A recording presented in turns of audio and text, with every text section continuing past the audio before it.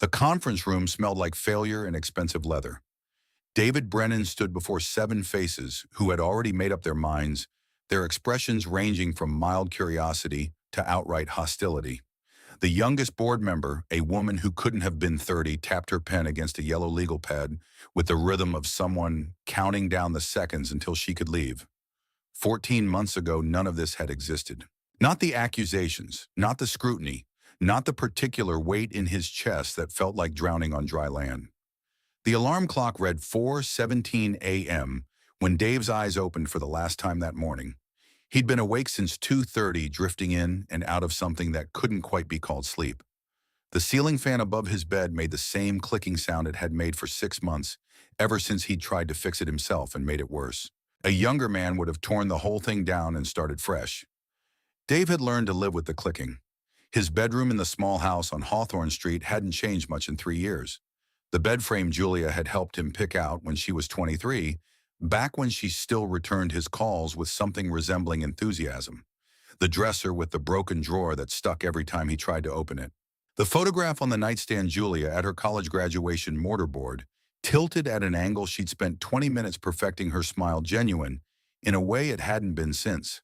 Dave sat up slowly, joints protesting in the particular way that belonged to 52, not 51, not 53. 52 had its own vocabulary of aches. He planted his feet on the cold hardwood floor and reached for the pill organizer on the nightstand. Monday's compartment, 2 blood pressure pills, 1 aspirin, 1 vitamin D, because his doctor had looked at lab results 6 months ago with an expression Dave recognized from every performance review he'd ever received that ended with suggestions for improvement. The bathroom mirror showed him what he already knew. Gray threading through what had once been solid brown. Lines around his eyes that hadn't been there 5 years ago. The face of a man who had built things, and then watched those things get dismantled by younger hands who called it progress. He shaved with the precision of someone who had learned early that appearance mattered when you had nothing else to offer. The razor moved in steady strokes, methodical, the same pattern he'd followed since he was 16, and his father had shown him how. Thomas Brennan had been a tool in die-maker hands that could shape metal into impossible curves. A man who believed that if you couldn't fix something, you didn't deserve to own it. He died at 64 from a heart that gave out while he was rebuilding a transmission in his garage, still believing the world rewarded competence over everything else. Dave had believed that too once. The suit hung in the back of his closet, protected by dry cleaning plastic he'd paid $12 for 2 weeks ago. Navy blue, purchased from a consignment shop on Division Street after he'd walked past it 3 times, trying to decide if spending $87 on fabric was responsible or desperate. The fabric felt foreign against his skin, now softer than the work shirts he'd worn every day for the past 3 years at Precision Auto. The collar sat stiff against his neck, a reminder that he was trying to be someone he used to be. In the kitchen, coffee brewed while he went through the morning ritual that had kept him alive this long. Stretches his physical therapist had taught him after the back injury 2 years ago. Nothing dramatic, just the slow deterioration that came from decades of leaning over engine blocks in positions the human spine was never designed to hold. 20 minutes of controlled movement while NPR played low through the speaker Julia had given him for Christmas 4 years ago, back when she still came home for holidays. The news anchor was talking about tech layoffs, 17,000 workers at companies. Dave had never heard of all of them. Probably younger than his daughter. All of them probably convinced they'd be fine because they were smart and adaptable, and the world owed them something for being born into it at the right time. Dave poured coffee into a mug that said, "World's Best Dad," in fading letters, a Father's Day gift from when Julia was 9, and still thought he was capable of being the best anything. The coffee was too hot and too bitter, the way he always made it, the way his father had made it. He pulled out his phone, the screen protector cracked in one corner from when he dropped it 3 months ago, and couldn't justify the repair cost. No messages. Julia hadn't responded to his text from yesterday, the one where he'd told her about today's interview, tried to sound casual about it, like it wasn't the most important thing that had happened to him in 3 years. The message still sat there, marked as read at 11:47 p.m., no reply. He opened his email instead. Confirmation from Hart Tech Mobility interview, scheduled for 8:30 a.m., Senior Engineer position, Adaptive Systems Division. Report to the main lobby, ask for Joanna at reception. He'd read this email 43 times since it arrived 6 days ago, memorized every word, searched for hidden meanings in the punctuation. Senior engineer, not principal, not lead, not any of the titles he'd held at American Motors Engineering before they'd decided his skill set was no longer aligned with their strategic vision. That's what the VP of Operations had said, sitting across from Dave in a conference room that looked out over the Willamette River skyline of Portland, gleaming in afternoon sun like a promise that didn't include him anymore. Your skill set is no longer aligned with our strategic vision. 27 years of service, 18 patents with his name on them, and it had come down to strategic vision. Dave set the phone down and looked at the kitchen table. Scattered across its surface, printouts of Hart patents. Technical specifications he'd spent 2.5 years teaching himself, online courses in modern control systems, and IoT integration that he'd completed on his laptop after midnight when sleep wouldn't come.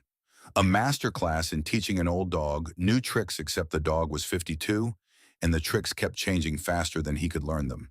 He'd applied to 73 positions in 3 years. 73 carefully crafted cover letters, each one trying to thread the needle between confidence and desperation, between highlighting his experience and avoiding the word extensive, because everyone knew extensive was code for old.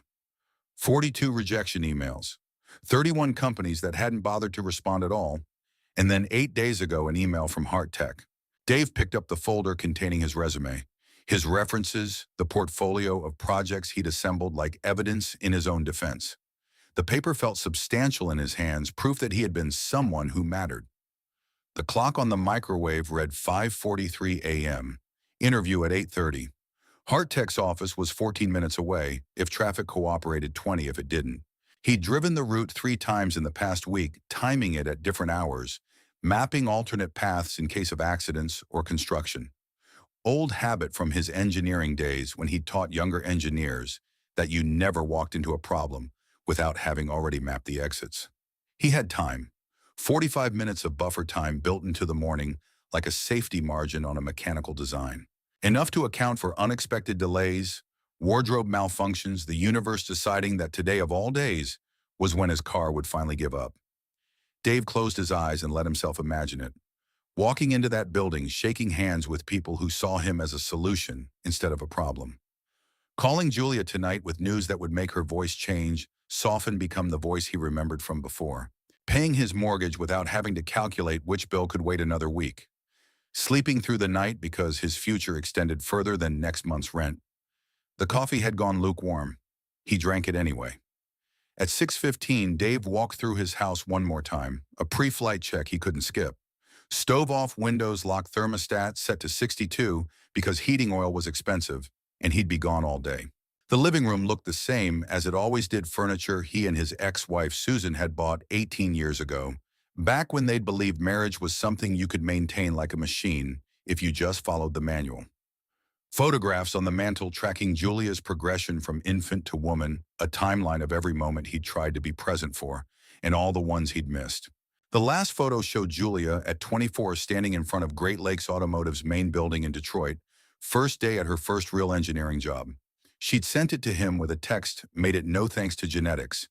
He'd stared at that message for an hour, trying to decode whether it was a joke or an accusation, finally decided it was probably both. His car sat in the driveway, a 2003 Honda Accord, with 214,000 miles and a shimmy in the front end he kept meaning to diagnose. The morning air hit his face like cold water. Portland in October, temperature hovering just above 40 degrees. Leaves covered the lawn in a carpet of rust and gold that he'd need to rake this weekend, another item on the infinite list of maintenance his life required. Dave slid behind the wheel and turned the key. The engine caught on the second try, reliable in the way only old things that had been properly maintained could be. He let it warm up for 30 seconds, watching his breath fog in the interior, then backed out onto Hawthorne Street. Portland was waking up around him. Joggers in reflective gear, their breath streaming behind them like exhaust. A garbage truck making its rounds, hydraulics hissing. The bakery on the corner, with its lights on, someone inside already pulling the first batch of croissants from the oven. Dave had lived in this city for 30 years, watched it transform from a place where you could afford to raise a family, into something else entirely, something that priced out people like him and replaced them with younger versions who didn't mind paying $4 for coffee.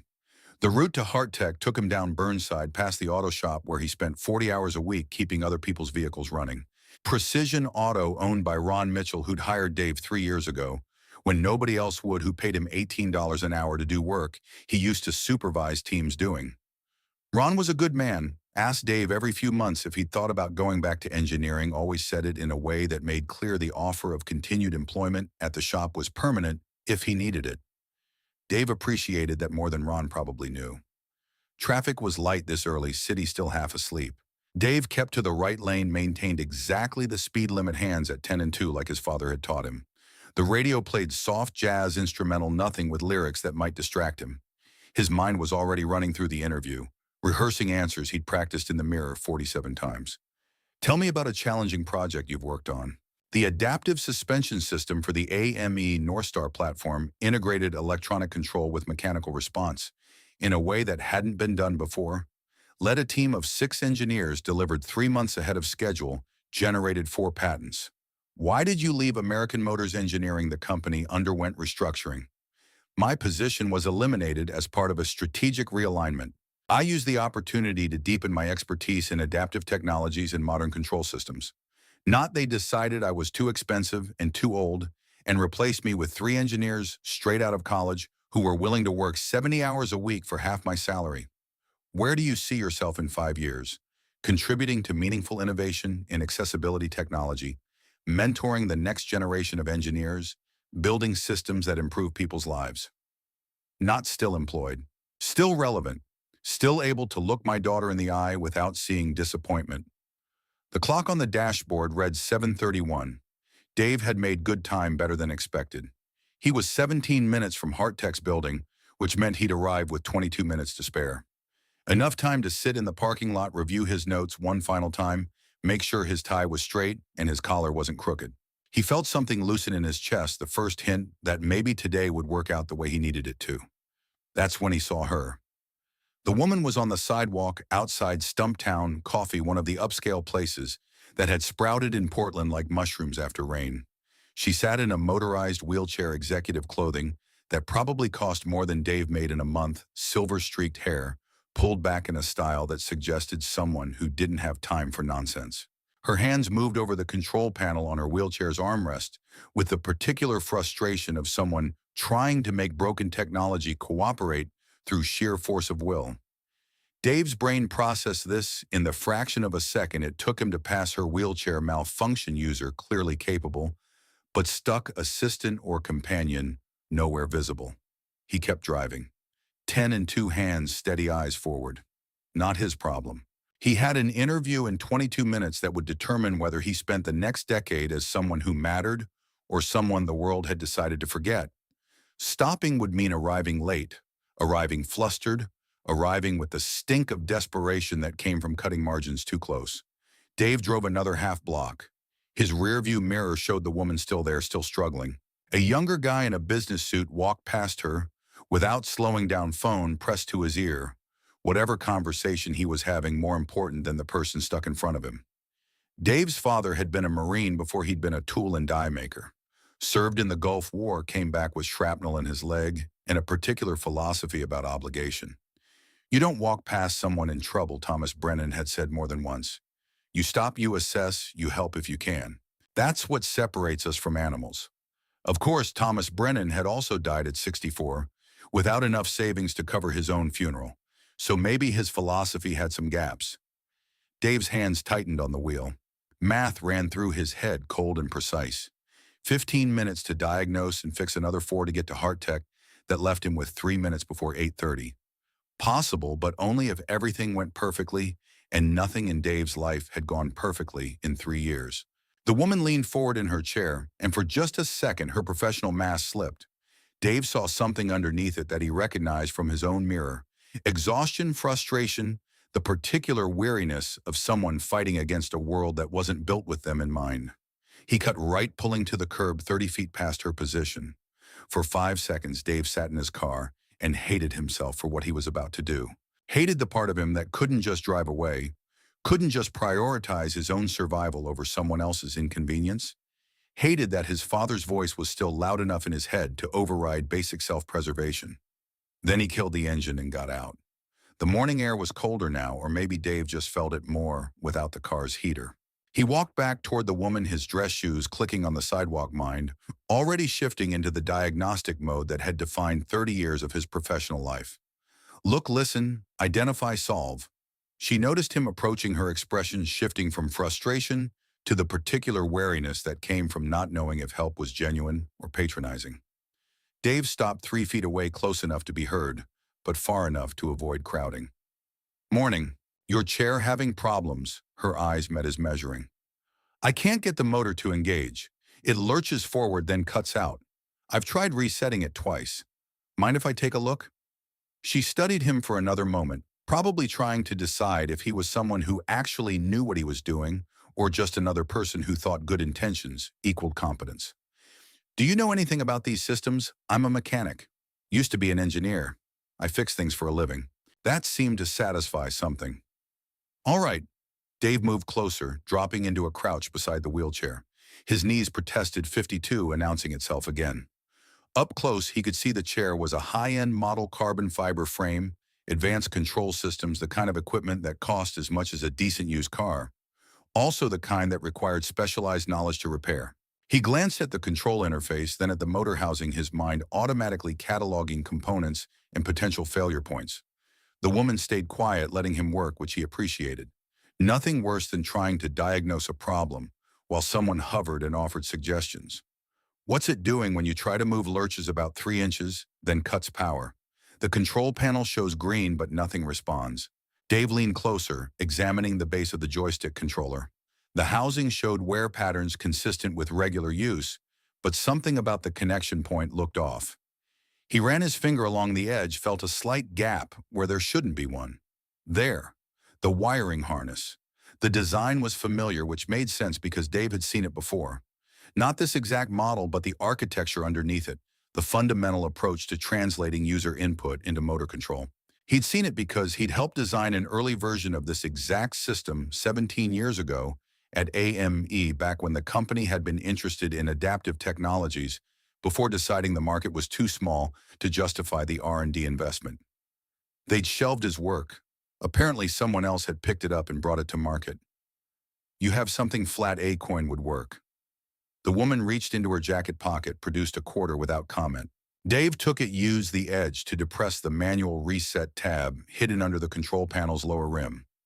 The system wasn't broken, just confused, the safety protocols engaging, because the wiring harness had worked slightly loose and was sending intermittent signals, the onboard computer interpreted as a fault condition. He worked the connection at the base of the joystick, feeling for the click that would tell him it had seated properly. His fingers remembered this motion from years ago, from prototypes he'd built in the AME lab, from the satisfaction of making something work the way it was supposed to. Try it now. The woman pressed the joystick forward. The chair hummed to life, smooth and responsive, moving exactly as commanded. She let out a breath she'd probably been holding longer than she realized. Well, that's significantly better. Loose connection at the controller base. Dave straightened up his knees, making sounds they shouldn't make. It'll hold for now, but you'll want to get the harness properly secured. Vibration from sidewalk travel will work it loose again eventually. How long have you been fixing these systems? The question had weight under it, more than just casual conversation. Dave glanced at his watch without meaning to. 7:51 a.m. Long time, different context. He managed what he hoped was a professional smile. You should be good to go. The connection should hold through today at least. Thank you. She said it simply, directly, the words of someone who didn't waste time on elaborate gratitude. What's your name, Dave? Dave Brennan. Catherine. She didn't offer a last name, just held his gaze for a moment that felt longer than it probably was. You probably saved me an extremely inconvenient morning. Happy to help. Dave was already turning away, already doing the math that made his stomach drop. 7:52, now 16 minutes to Hart Tech if traffic cooperated, which meant arriving at 8:08, which gave him 22 minutes before the interview started. Possible. Still possible. He made it 3 steps before her voice stopped him. Are you all right? Dave turned back. She was watching him with an expression he couldn't quite read, something that suggested she saw more than he'd intended to show. Yeah, just running a little behind schedule. Somewhere important job interview. Engineering position. He said it casually, like it didn't represent the culmination of 2.5 years of rebuilding himself from scratch. Then you should go. She gestured toward his car. Don't let me make you late. Already am, probably. Dave shrugged, trying to make it look like it didn't matter. But your chair's working. That's something. That's more than something. There was weight in how she said it, gratitude mixed with something else Dave didn't have time to analyze. He nodded once, then walked back to his car without looking at his watch again, because knowing the exact time wouldn't change what he'd already done. The engine started on the first try this time. Dave pulled back into traffic, merged into the flow of morning commuters, all of them heading toward their own versions of important. His heart was doing something irregular in his chest, not quite panic, but in the same neighborhood. Traffic on Burnside had thickened in the minutes he'd been gone. Red light at the next intersection, then another. Dave watched the clock tick forward with the inevitability of age. 7:54, 7:56, 7:58. He reached Hart building at 8:11, found parking at 8:14, walked through the front entrance at 8:17. The lobby was everything Dave expected from a successful tech company: glass and steel exposed ductwork painted black, a reception desk that looked like it had been carved from a single piece of walnut. Young people moved through the space with the confidence of employment, carrying coffee and branded mugs, talking about sprints and stand-ups and synergy. Dave approached the reception desk where a woman in her 20s looked up with a smile that was professional and practiced. Good morning, I'm Dave Brennan. I have an 8:30 interview for the senior engineer position. Her fingers moved across a keyboard, eyes scanning a screen Dave couldn't see. The smile flickered just for a moment. 1 second, Mr. Brennan. She picked up a phone, spoke too quietly for Dave to hear. He stood there in his consignment suit portfolio folder in his hand, like a shield trying to look like someone who belonged in this building. The receptionist set down the phone, and the professional smile was back. But it had changed, somehow become apologetic. I'm sorry, Mr. Brennan. The interview panel has already concluded. They had another candidate scheduled and moved forward when you didn't arrive by 8:30. Dave's lungs forgot how to work properly. I'm 12 minutes late. I understand, but the panel has a tight schedule. She was genuinely sorry, which somehow made it worse. I can pass along your contact information and let them know you came in, but I can't guarantee anything at this point. The words came from somewhere far away, through water, through glass. I understand. Is there anything else I can help you with? No. Thank you. Dave turned and walked back across that lobby, past the young people with their futures and their coffee, past the glass walls that looked out on a city that kept moving, whether you kept up or not. His shoes made the same clicking sound they'd made coming in, but the sound felt different now, hollow. The parking lot was full of vehicles, nicer than his Tesla sedans and European imports and hybrids that announced their owners' environmental consciousness. Dave sat in his Accord and looked at his hands on the steering wheel. The calluses that had built up over 3 years of manual labor, the scar across his left thumb from when he'd been 23 and careless with a grinding wheel. He'd been 17 minutes from 22 minutes of buffer time. Instead, he'd stopped for a stranger whose name he didn't know and whose problem he'd solved in 12 minutes flat, and now the job he'd spent 2.5 years preparing for was gone. Dave pulled out his phone, the cracked screen protector catching morning light. He opened his contacts, scrolled to Julia's name thumb, hovering over the call button. She was 3 hours ahead in Detroit, probably already at her desk reviewing designs for autonomous guidance systems or whatever cutting-edge work they had her doing. He pressed call. It rang 4 times, then went to voicemail. Her voice, recorded months ago, still had the tone she used for work, professional, efficient, no wasted words. This is Julia Brennan, leave a message. Hey, sweetheart. It's Dad. The interview today, it didn't work out. I got there late, they'd already moved on. His throat was doing something that made talking difficult. I tried. I really tried. Just wanted you to know. He ended the call and sat in silence while Portland woke up around him. The drive home took forever and no time at all. Dave parked in his driveway, walked into his house, hung his suit back in the closet, still wrapped in dry cleaning plastic. The coffee mug that said "World's Best Dad" was still on the counter, still half full of cold coffee. He should call Ron, tell him he'd be back at work tomorrow, like nothing had changed. Should update his resume and start sending it out again. Application number 74, 75, 76. Should do something productive with the rest of this day that had started at 4:17 a.m. and was now collapsing around him. Instead, Dave sat at his kitchen table and looked at the technical papers he'd spread across it, all that preparation that had meant exactly nothing. His phone buzzed. The number wasn't in his contacts Portland area code. Probably a spam call, someone wanting to talk to him about his car's extended warranty or solar panels or whatever automated system was churning through phone lists today. He answered anyway. Hello, is this Dave Brennan speaking? Mr. Brennan, this is Joanna from Hart Mobility. I'm calling on behalf of Dr. Hart. Dave sat up straighter without meaning to brain trying to process what he was hearing. The interview panel had moved on. This made no sense. Dr. Hart would like to see you this afternoon if you're available. 3 p.m. actually. Would that work for you? I don't understand. I missed the interview this morning. The voice on the other end stayed pleasant, professional, revealing nothing. I'm aware of that, sir. Dr. Hart is requesting your presence regardless. She's our CEO. Would 3 o'clock work? Dave looked at the clock on his microwave. 10:17 a.m. 4 hours and 43 minutes to figure out what was happening. Yes. 3:00 works. Excellent. Come to the main lobby and ask for me, Joanna. I'll take you up. See you then, Mr. Brennan. The call ended. Dave stared at his phone like it might offer an explanation for what had just happened. CEO Dr. Hart. He pulled out his laptop, the one he'd bought refurbished 2 years ago, and opened a browser.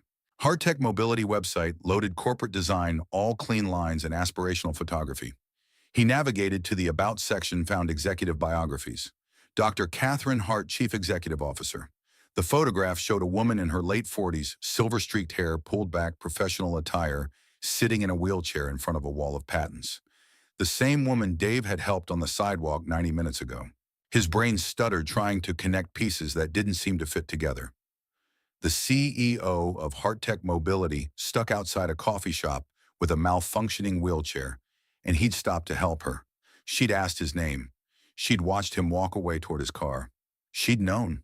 Dave read her biography 3 times, trying to find clues in the corporate language. Ph.D.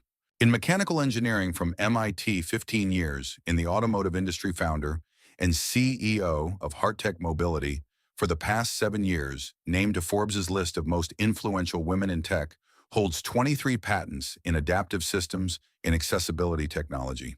Became paraplegic 14 years ago following an automotive accident. Has been a passionate advocate for improved accessibility standards and universal design principles. Dave leaned back in his chair, mind racing. She'd recognized his name when he'd introduced himself. Had she known who he was before he'd stopped? That seemed impossible, but then again, he'd applied through Hart Tech's standard portal. His resume would have gone through HR. His name would have been in their system. But why would a CEO be paying attention to individual applicants for a senior engineer position, unless she'd been looking for his application specifically? Unless this morning hadn't been an accident. Dave opened a new browser tab, searched for his own name, plus American Motors Engineering. The results were sparse, mostly old industry publications, a few patent listings, his LinkedIn profile, which he'd updated obsessively for 3 years, and which showed exactly what he was afraid it showed: a man whose career had peaked 15 years ago and who'd been sliding backward ever since. He searched for Catherine Hart plus American Motors Engineering. Nothing. Different career trajectory entirely. She'd come up through the supplier side, not the OEM manufacturers, but she knew about adaptive systems. She held patents in the same field he'd worked in before AME, had decided accessibility technology wasn't profitable enough to pursue. Dave's phone sat on the table screen, dark. Julia hadn't called back. She probably wouldn't. She'd listened to his voicemail and filed it away under the same category as every other conversation they'd had in the past 5 years. Dad failing to live up to expectations, Dad falling short again, Dad proving that her childhood assessment had been correct all along. He picked up the phone and opened his text messages. Typed, got called back for a second meeting this afternoon. Not sure what it means.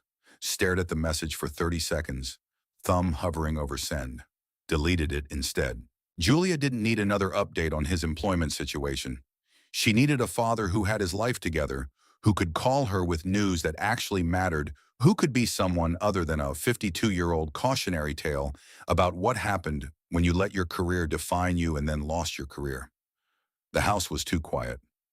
Dave stood up, walked through rooms that still held pieces of a life that had fragmented 3 years ago. The couch where he'd taught Julia to read, sounding out words from picture books about trains and dinosaurs.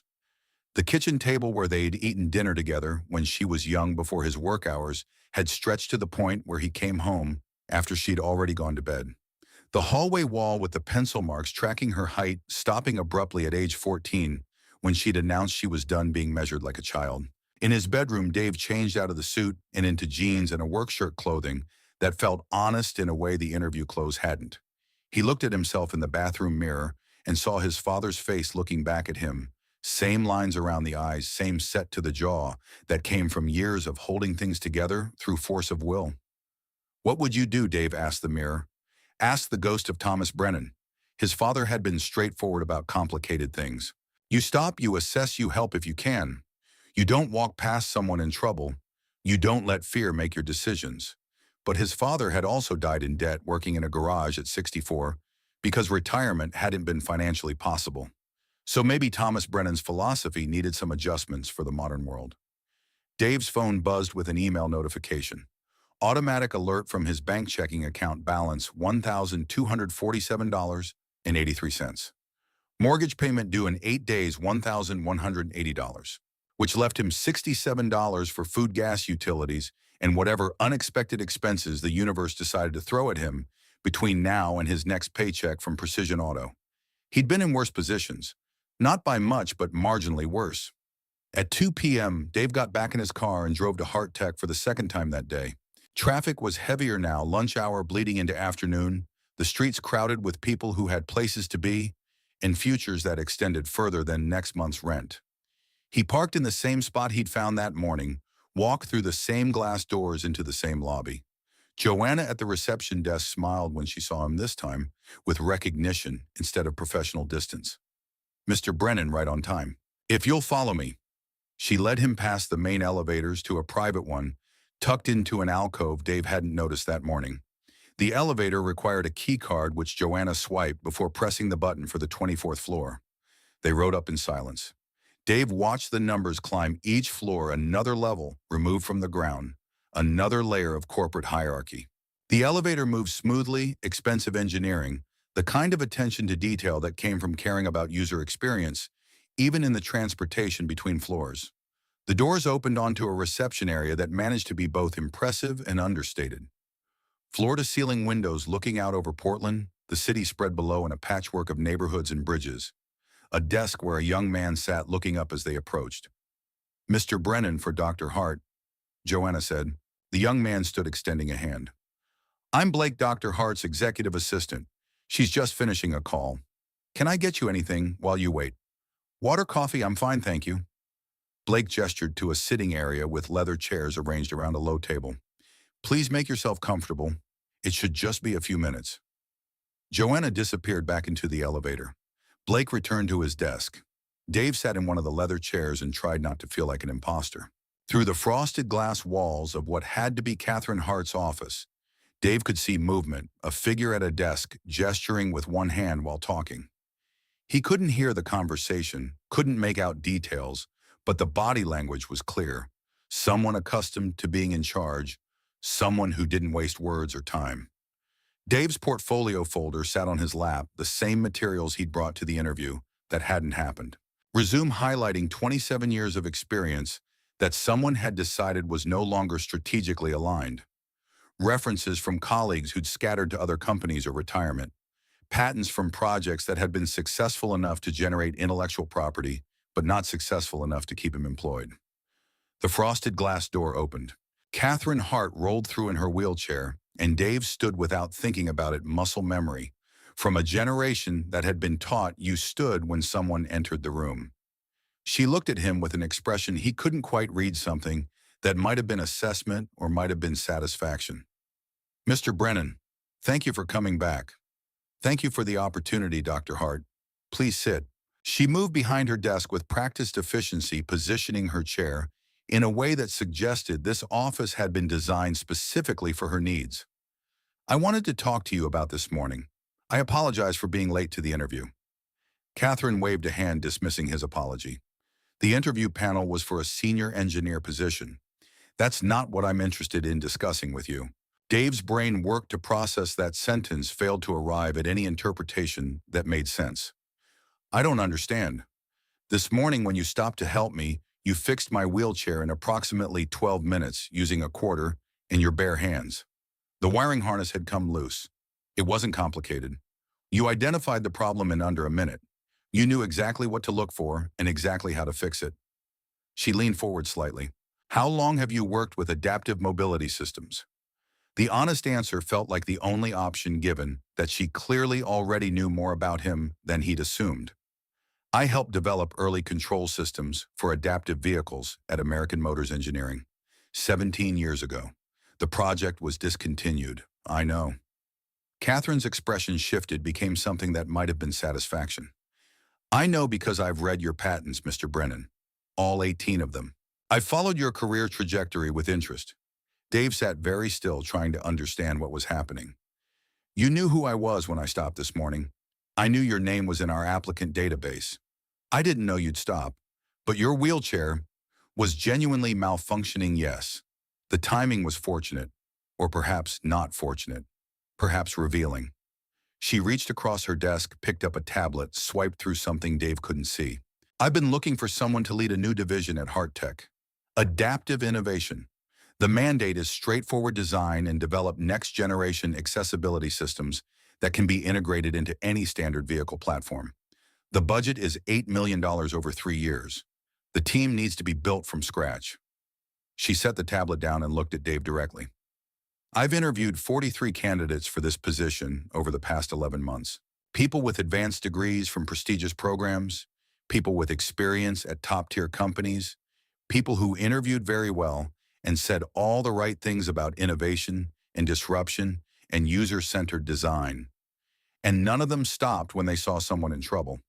None of them looked at me before they looked at my wheelchair. She paused, letting that settle. This morning you had everything to lose by being late, and you stopped anyway. You didn't ask permission, didn't make it about yourself, didn't treat me like a problem to be solved. You treated me like a person who needed help. I was taught not to walk past people in trouble, by whom my father. He was a Marine, a machinist, someone who believed competence created obligation. Your father was right. Catherine pulled up something on her tablet, turned it to face Dave. This is the job description for Division Head Adaptive Innovation. I'd like you to review it and tell me if it's something you'd be interested in. Dave took the tablet with hands that weren't quite steady. The text swam in front of his eyes, corporate language about strategic objectives and key deliverables, and then numbers that made his vision blur.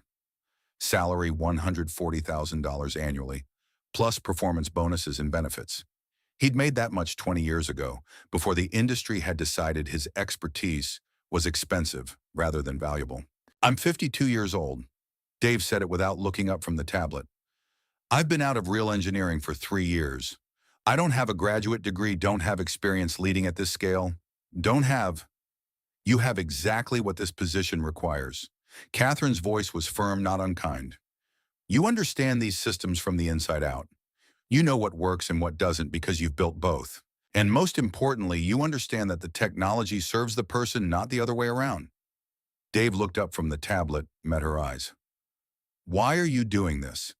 Because 14 years ago, I was in an automotive accident that left me paraplegic. She said it matter-of-factly without emotion.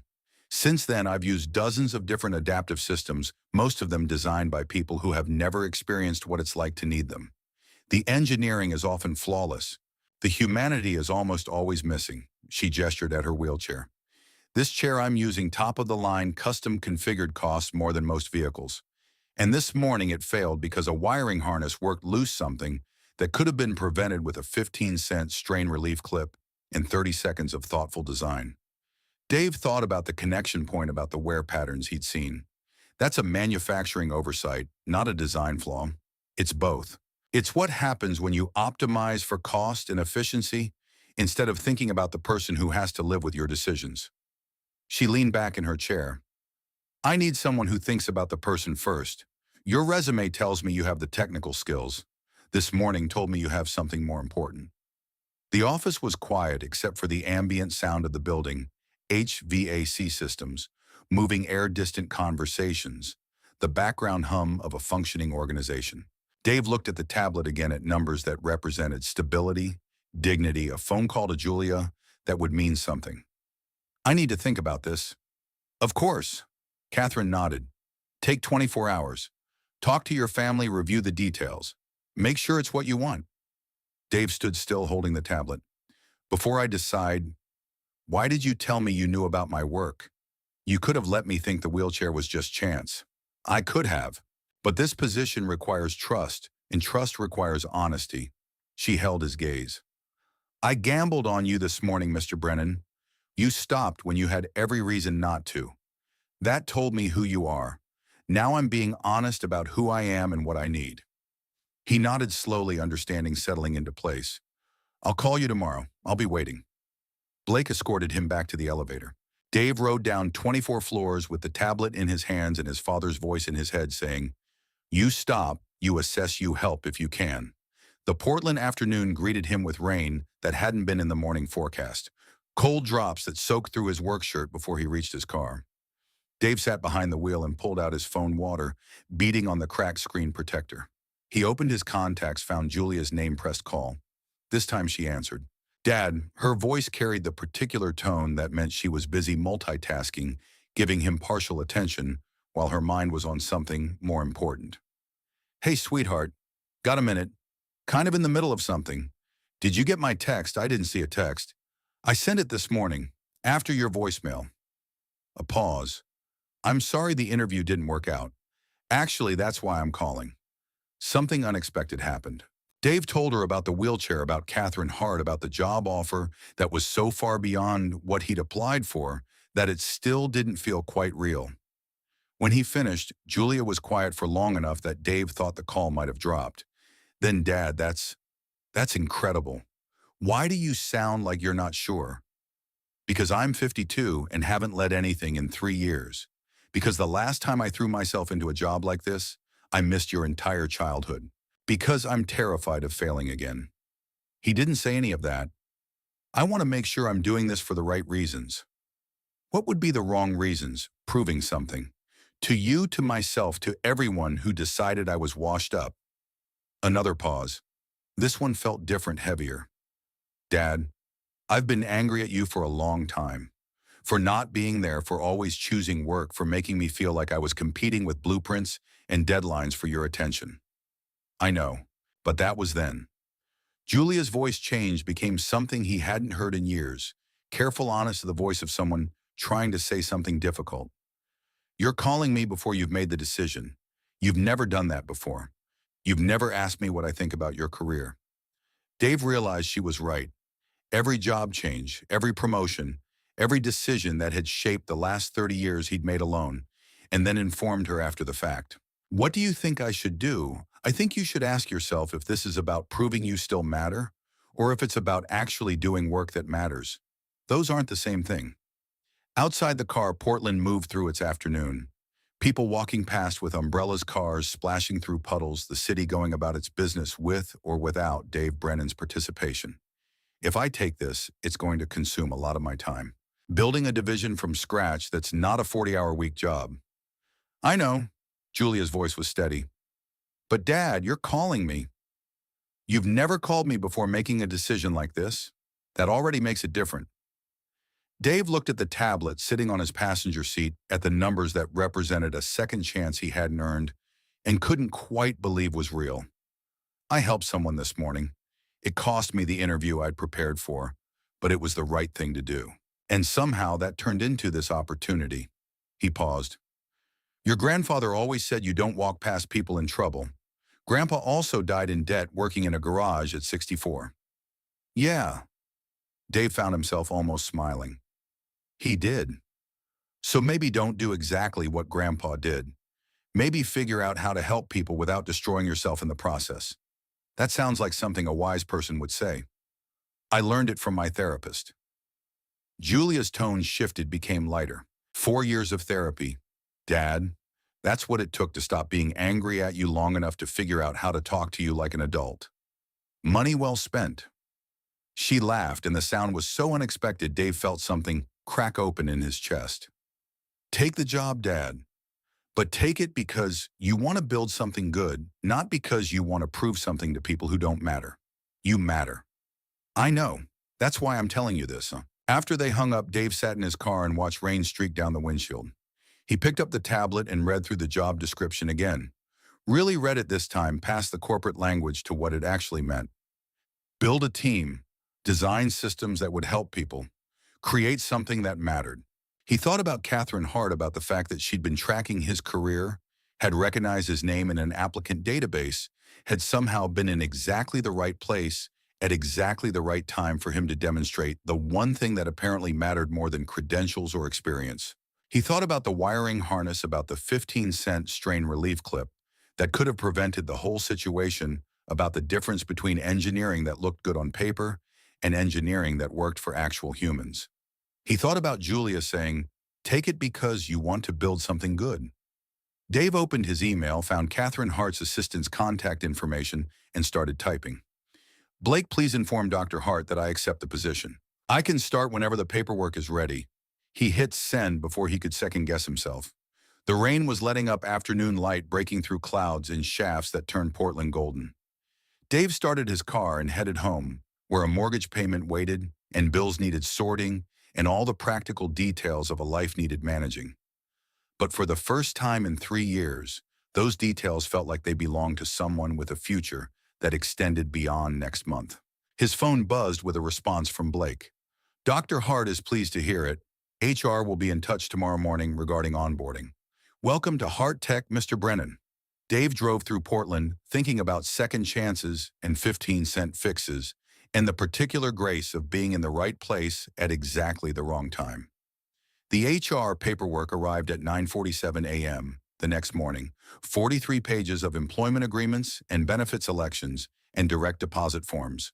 Dave sat at his kitchen table working through each section with the methodical attention he'd once applied to technical specifications, except these specifications determined whether his daughter would still have health insurance and whether he'd eventually be able to retire with something other than a cardboard box and regrets. Base salary $140,000. Stock options vesting over 4 years. Medical dental vision coverage starting day 1. 401k match up to 6%. 3 weeks paid vacation that he already knew he wouldn't take because building a division from scratch wasn't the kind of work that stopped for vacation. He signed his name 17 times, scanned everything using the printer he'd bought, refurbished 3 years ago, and sent it back to Blake by 11:30 a.m. The confirmation email arrived within minutes. "Your first day is Monday, October 23rd. Report to HR at 8 a.m. for orientation." 5 days. Dave had 5 days to figure out how to become someone who led an $8 million division instead of someone who changed oil filters for $18 an hour. He called Ron at Precision Auto, had the conversation he'd been rehearsing since yesterday. Ron took it the way he took most things, with quiet acceptance and genuine warmth. "Always knew you'd end up back where you belonged. You need a reference for anything you call me." The rest of that week moved in fragments. Dave read everything he could find about Hart Tech's existing product line, their patents, their market position. He downloaded academic papers on adaptive control systems, watched YouTube lectures on modern integration protocols, relearned programming languages that had evolved while he'd been rebuilding transmissions. Julia called Friday night, which she never did. "How are you feeling about Monday?" "Terrified. Excited. Fairly certain I'm about to prove everyone right about me being too old for this." "Dad, you're 52, not 80. Julia's voice carried affection mixed with exasperation. "And you just spent 3 years teaching yourself modern systems while working 40-hour weeks. Give yourself some credit." They talked for an hour longer than any conversation they'd had since she'd left for college. She told him about the autonomous vehicle project she was leading at Great Lakes, about the technical challenges of making machines understand human intention. He told her about Catherine Hart, about the wheelchair fix, about the strange confluence of timing that had led to this opportunity. Before they hung up, Julia said something that stayed with him through the weekend. "The fact that you're scared means you care. That's already different from before." Monday arrived with October rain, and the particular anxiety that comes from knowing your entire future pivots on not screwing up the next 8 hours. Dave put on the same suit he'd worn to the interview that hadn't happened, drove to Hart through traffic that felt denser than it should have been parked in the visitor section because he didn't have a badge yet. HR orientation took 3 hours. Forms, policies, building tours, introductions to people whose names Dave forgot immediately. By 11 a.m., he had a badge with his photograph looking like a hostage video, still a laptop that was newer than any computer he'd ever owned, and a desk on the 22nd floor in an open workspace where everyone else appeared to be under 35. His desk sat in a pod with 3 other engineers, all of whom looked up when he arrived, assessed him with the particular judgment that came from seeing someone who didn't fit the pattern, and returned to their screens without greeting. Dave unpacked the laptop, logged into the network using credentials IT had set up, and found his inbox already contained 47 emails.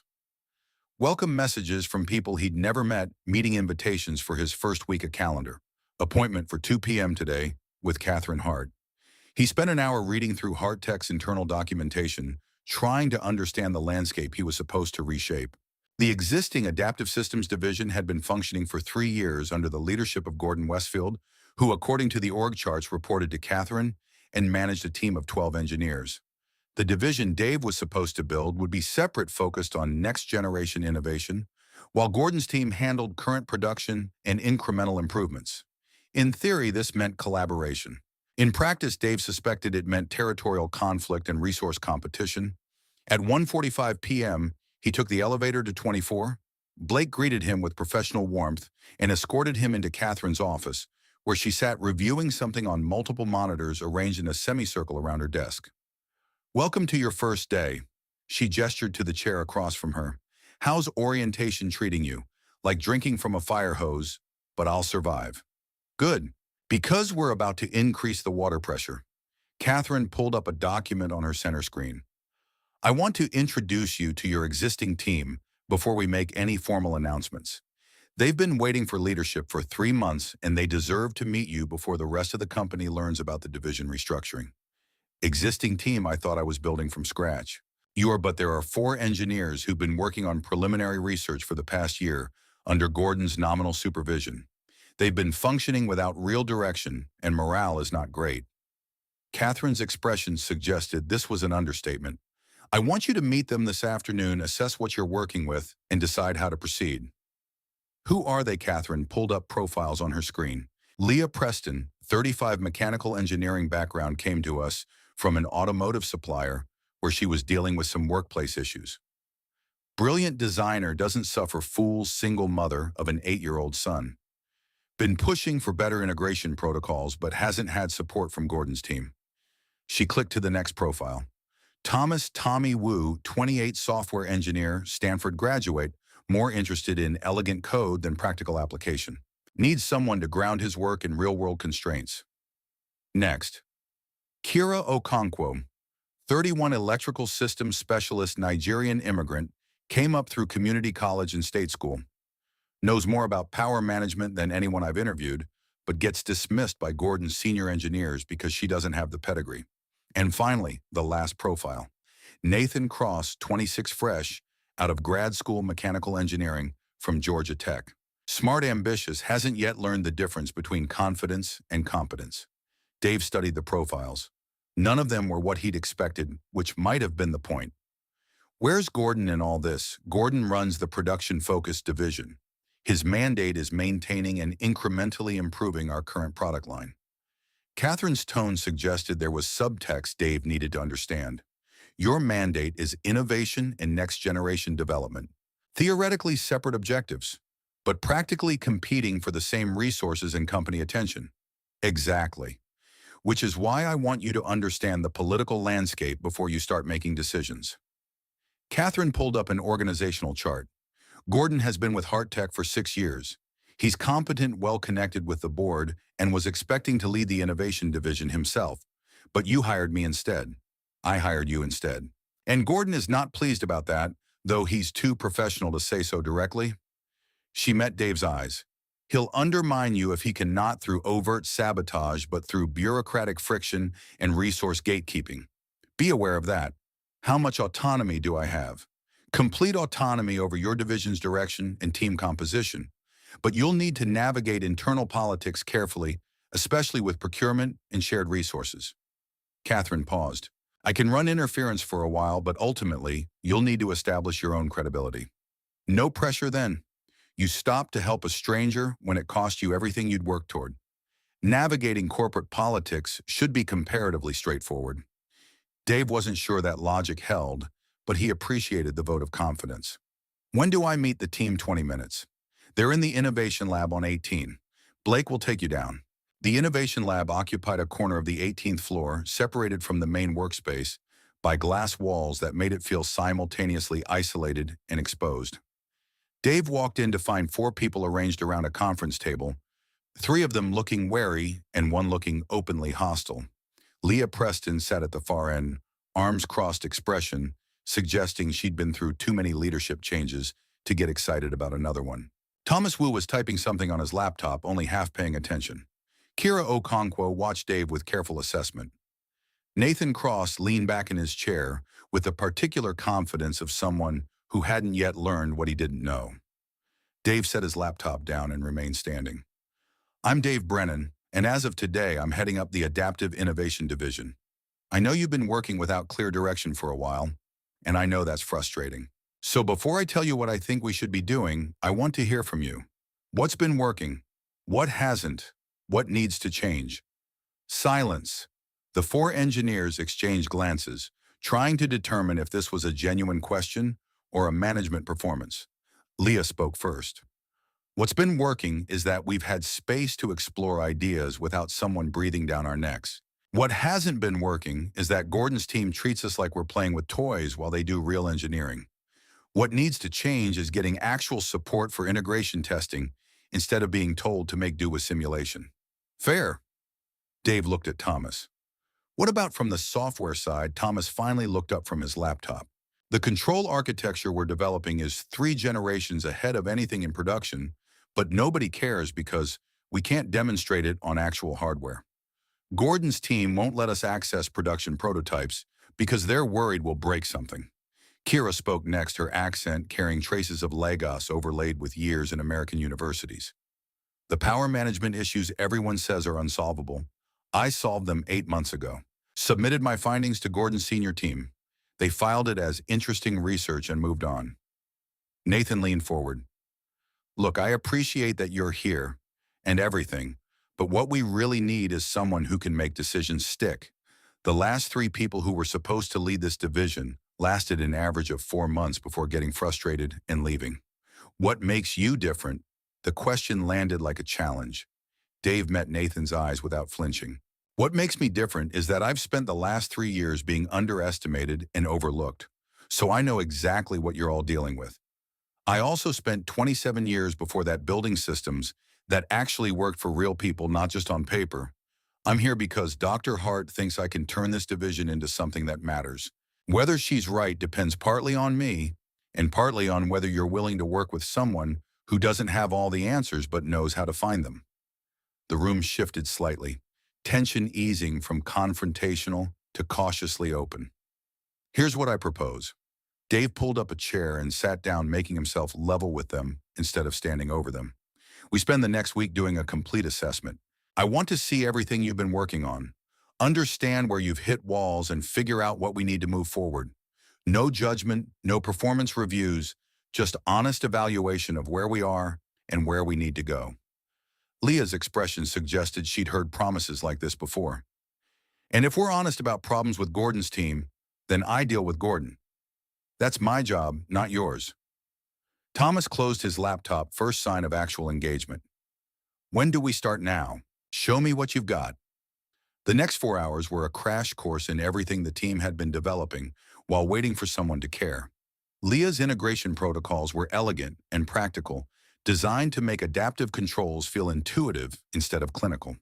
Thomas's software architecture was indeed 3 generations ahead, though Dave could see places where it needed constraints to prevent feature creep.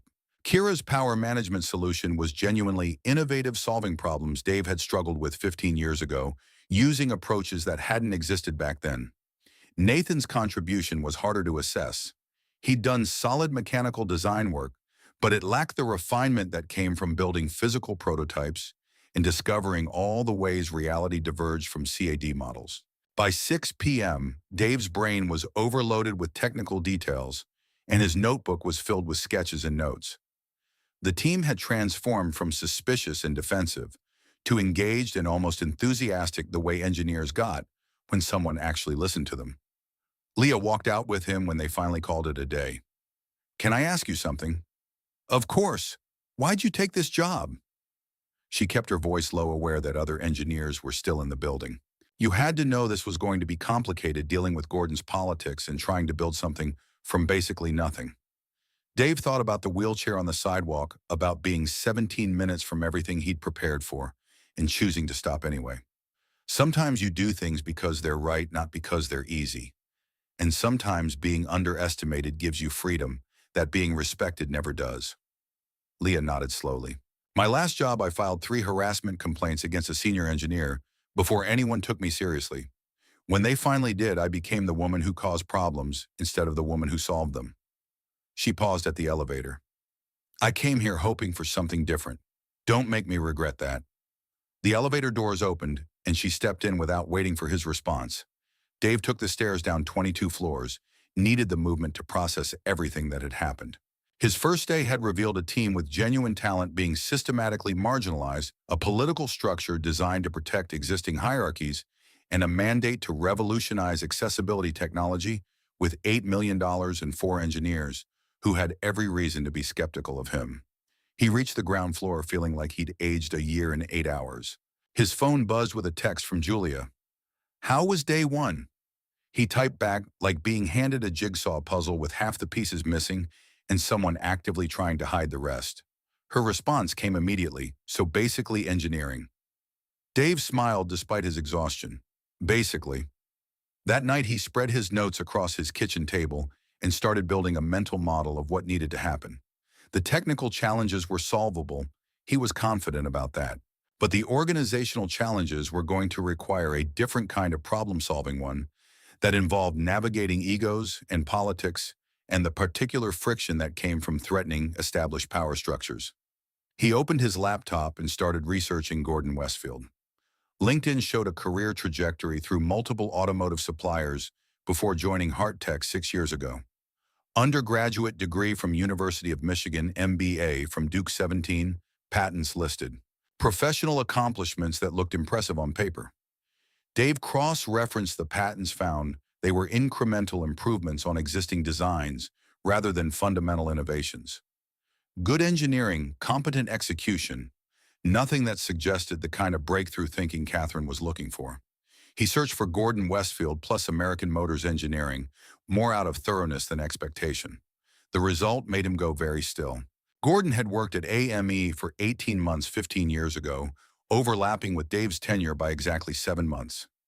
Junior engineer in the advanced development group reporting to a different manager, but working on projects adjacent to Dave's adaptive systems research. Dave pulled up his own project files from that period documentation he'd kept when AME had laid him off the kind of thorough record-keeping his father had taught him.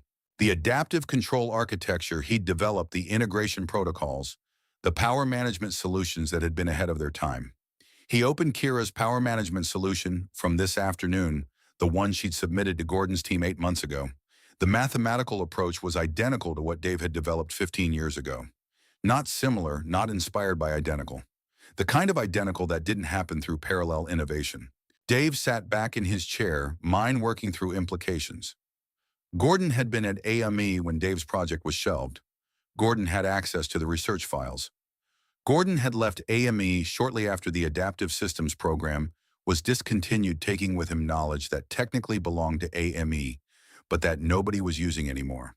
And for the past 6 years, Gordon had been building a career at Hart Tech, based at least partially on expertise he'd acquired by studying someone else's work. Dave's phone rang, Catherine's name on the screen. "How was your first day with the team?" Illuminating. Dave kept his voice neutral. "They're more capable than they've been given credit for." "I thought you'd find that." Catherine's tone suggested she knew exactly what he'd discovered. Have you had a chance to review their previous submissions to Gordon's division? I have.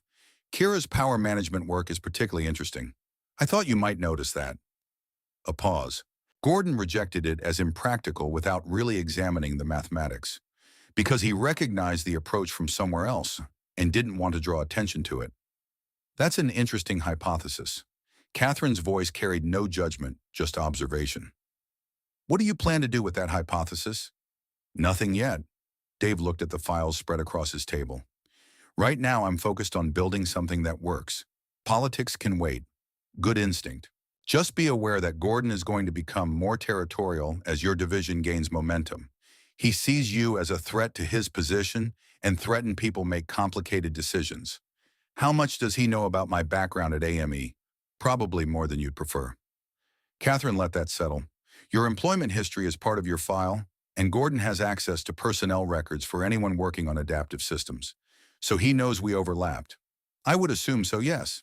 And he's been sitting on that information for a week waiting to see how he could use it. That's what I would do in his position. Catherine's pragmatism was almost reassuring, which is why I'm telling you, stay focused on the work.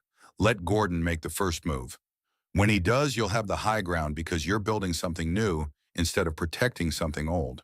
After they hung up, Dave sat in his kitchen and thought about power dynamics and stolen expertise and the difference between being right and being effective. Gordon had built 6 years of credibility on knowledge that didn't fully belong to him. Exposing that would feel satisfying, but would also make Dave look defensive and petty, the older engineer claiming the younger one had stolen his ideas. Better to prove his relevance by building something Gordon couldn't match. Dave spent the next 2 weeks embedded with his team, learning their strengths and compensating for their weaknesses. Leah thought in systems but sometimes lost sight of user experience. Thomas wrote beautiful code that occasionally forgot the hardware it needed to run on had physical limitations. Kira solved problems with mathematical elegance but struggled to communicate her solutions to people without her technical background. Nathan had energy and ambition but needed someone to teach him that most great engineering came from iteration, not inspiration. Together they had the foundation of something exceptional. Apart, they'd been spinning wheels while Gordon's team treated them like an academic exercise. Dave's approach was simple: give them problems that mattered and get out of their way. He brought in real users, people who relied on adaptive technology every day, and had them talk about what worked and what didn't. A veteran who'd lost both legs in Afghanistan and spent 20 minutes describing how existing control systems made him feel like he was operating medical equipment instead of living his life. A woman in her 60s with severe arthritis who demonstrated how supposedly intuitive interfaces required hand strength and dexterity she didn't have. A teenager with cerebral palsy who'd given up on powered mobility devices because they called too much attention to his disability. The team listened to these stories with increasing intensity, the kind of focus that came from understanding that their work had consequences beyond performance reviews. After the third user session, Nathan approached Dave with something that looked like shame. I've been designing for specifications instead of people. Everything I've built assumes the user has full hand function and cognitive processing speed. That's stupid. Not stupid. Dave kept his tone neutral. Just inexperienced. You learned something today that took me a decade to figure out. Use it. By the end of week 2, the team had shifted from showing Dave what they'd been working on to asking his opinion about what they should work on next. The shift was subtle but significant, moving from defensive posturing to collaborative problem solving. That's when Gordon made his move. The email arrived on a Friday at 4:47 p.m., copied to Catherine and 3 senior directors. Subject line: resource allocation concerns for Q4. The body was professionally worded bureaucratic warfare. Gordon raised concerns about Dave's division consuming testing resources that were allocated to production priorities, noted that the innovation lab was using equipment without proper scheduling protocols, and suggested that perhaps a more experienced division head would better understand the importance of cross-functional coordination. It was a masterclass in making reasonable-sounding objections that were actually territorial boundary marking. Dave read it twice, then walked down to 18 where his team was still working. They looked up when he entered, and Leah's expression said she'd already seen the email. So Gordon's drawing lines. She didn't frame it as a question. Looks that way. Dave pulled up a chair. which means we're making him nervous, which means we're doing something right. We're not actually using testing resources inappropriately. Thomas pulled up scheduling logs. I've documented every piece of equipment we've accessed when we used it and what production priorities were affected. Answer: none. Good. Keep that documentation current. Dave looked around at them. Gordon's going to try to slow us down through process and policy. The way we counter that is by being so organized and so clean in our work that he can't find legitimate grounds for objection. Nathan frowned. That seems like playing defense when we should be playing offense. Playing offense gets us fired. Dave said it flatly. We're the new division challenging established territory. We don't win by being aggressive. We win by being undeniably good at what we do. The following Monday, Dave sent a response to Gordon's email copied to the same distribution list. Professional tone acknowledged the concerns, provided documentation showing that his team had followed all established protocols, and offered to meet with Gordon directly to discuss coordination procedures going forward. Gordon's response accepted the meeting offer. Wednesday at 10 a.m., his office.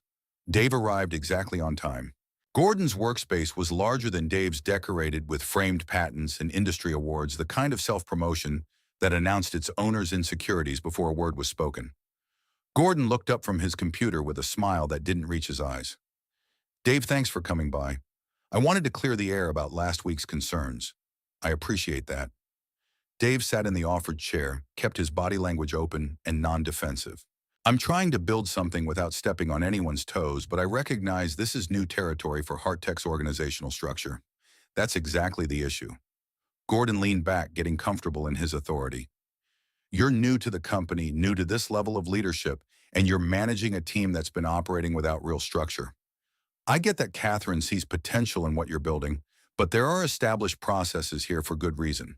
I'm not trying to bypass those processes, but you are bypassing them, whether you intend to or not. Gordon pulled up something on his screen. Your team accessed the environmental testing chamber last Tuesday without submitting a request through the facilities scheduler, because the scheduler showed it as available for the time we needed it. Available doesn't mean allocated. There's a difference between open time and approved access. Dave kept his expression neutral. Then help me understand the approval process so we can follow it correctly. The process is that you submit requests to me, since all testing facilities fall under my division's resource management. Gordon's smile took on an edge. That way I can coordinate with production schedules and make sure we're not creating conflicts. There it was, the actual agenda underneath the professional language. Gordon wanted veto power over Dave's division's activities. I appreciate the offer to coordinate. Dave measured his words carefully. But according to the organizational structure Catherine provided, our divisions are separate reporting chains with independent resource allocation. What you're describing sounds like a reporting relationship that doesn't exist. I'm describing practical reality. Gordon's smile faded. You can have whatever theoretical autonomy looks good on paper, but if you want to actually get anything done, you're going to need my cooperation. Then let me be clear about what I'm asking for. Dave leaned forward slightly. I'm asking for the same access to shared facilities that every other division gets. No special treatment, no priority access, just equal standing. If you're saying you control those resources and can restrict access as you see fit, then I need to take that back to Catherine, because it contradicts what I was told when I accepted this position. The temperature in the room dropped. Gordon's expression shifted from condescending to calculating. You've been here 3 weeks, Dave. 3 weeks. And you're already threatening to run to Catherine when things don't go your way? I'm not threatening anything. I'm asking for clarity about how resource allocation works at Hart-Tech. If there's a formal process I'm missing, show me the documentation. If there's not, then we should probably establish one that applies equally to all divisions. Gordon stood, ending the meeting through body language. I'll send you the relevant policies. In the meantime, maybe focus on proving your division can deliver something before you start demanding equal treatment with teams that have been successful for years. Dave stood as well, maintaining eye contact. That sounds reasonable. And maybe while I'm proving we can deliver, you can think about why 4 talented engineers were languishing without support under your nominal supervision. He walked out before Gordon could respond. Back in the innovation lab, his team was waiting. Leah looked up from her workstation. How bad about what I expected? Dave set down his laptop. Gordon wants approval authority over our facility access. I declined. Things are going to get more difficult before they get easier. Define difficult. Thomas stopped typing. Equipment scheduling conflicts, procurement delays, anything that can be slowed down through bureaucratic friction without looking like overt sabotage. Kira shook her head. This is what happened with my power management solution. I submitted it through proper channels. Gordon's team sat on it for 3 months, then rejected it as impractical without real review. Which brings up a question I've been meaning to ask. Dave pulled up a chair. Kira, walk me through your power management approach. The mathematical foundation specifically. She explained it elegant and thorough, the kind of solution that came from deep understanding of underlying principles. Dave listened and confirmed what he'd suspected. The mathematics was identical to what he'd developed at AME 15 years ago. That's brilliant work. Dave kept his voice neutral. Where did the core approach come from? Your own research? Mostly, yes. I was reviewing archived papers from automotive engineering journals, found a reference to some discontinued AME research from the early 2000s. The approach made sense, so I developed it further. Do you remember the author on that AME research? Kira pulled up her citation database. D. Brennan, lead researcher. It was footnoted in a supplier technical review from 2008. Dave absorbed that the strange circularity of it. His research abandoned by AME, rediscovered by a talented engineer who'd taken it further than he'd been allowed to, brought back to him through Gordon's attempt to bury it again. That AME research was mine, from before I was laid off. The room went silent. Leah looked from Dave to her screen where Kira's power management files were still displayed. You developed this approach 15 years ago. The foundation of it, yes. Kira's implementation is more sophisticated than what I had time to build back then, but the core mathematics is the same. Nathan leaned forward. Does Gordon know this? Dave thought about the timeline about Gordon's 18 months at AME overlapping with his own tenure. I think Gordon recognized Kira's work because he'd seen my original research when he was at AME, which would explain why he rejected it without review. He didn't want anyone asking questions about where the approach came from. Because if people knew it was based on your work, they'd wonder why he hadn't developed it himself in 6 years. Thomas was already seeing the implications. He's been sitting on this knowledge the whole time, or using it quietly without attribution. Leah's expression had gone cold. How many of Gordon's patents are actually his own innovations versus repackaged ideas from other people's research? That's not a question I'm interested in answering right now. Dave held up a hand, stopping the speculation before it gained momentum. What matters is that we have a power management solution that works. Kira developed it through legitimate research and iteration. The fact that it builds on my old work is interesting, but not actionable. We could expose him. Nathan's youth was showing the belief that truth automatically won against politics. Show that he's been stealing credit for other people's ideas. And accomplish what exactly? Dave kept his tone patient. Make Gordon look bad. Make me look like I'm nursing old grudges. Give the board a reason to see our entire division as a source of internal conflict? Leah nodded slowly. You're right. Playing that card makes us look petty and doesn't actually help us build anything. Exactly. Dave looked around at them. Gordon's strategy is to slow us down and make us look incompetent through bureaucratic friction. Our strategy is to be so good at what we do that his obstructionism becomes obvious to everyone who matters. So what's the plan? Thomas closed his laptop, giving Dave full attention. We built a working prototype in 6 weeks. Full integration of Leah's control protocols, Thomas's software architecture, and Kira's power management system. We demonstrate it for Catherine and the board before Gordon can create enough process barriers to stop us. Nathan whistled softly. 6 weeks is aggressive. 6 weeks is necessary. If we let this drag into Q1, Gordon will have 3 more months to undermine us. We move fast, we move clean, and we make it impossible to ignore what we've built. What about testing facilities? Leah was already thinking practically. If Gordon blocks our access, we can't validate anything. Then we build our own testing protocols using equipment we can access without his approval. Dave was working through options as he spoke. We won't have everything we need, but we can get enough data to demonstrate proof of concept. That's not ideal validation methodology. Kira's academic training was showing. Nothing about this situation is ideal. Dave met her eyes. But ideal is the enemy of done and done is what we need right now. They worked through the weekend, all five of them driven by the particular motivation that came from being underestimated and having something to prove. Leah refined her integration protocols to work with the hardware they could access. Thomas optimized his code to run on lower-spec testing equipment than he'd originally designed for. Kira developed alternative validation approaches that didn't require the environmental chamber Gordon controlled. Nathan learned to build physical prototypes fast and ugly trading elegance for iteration speed.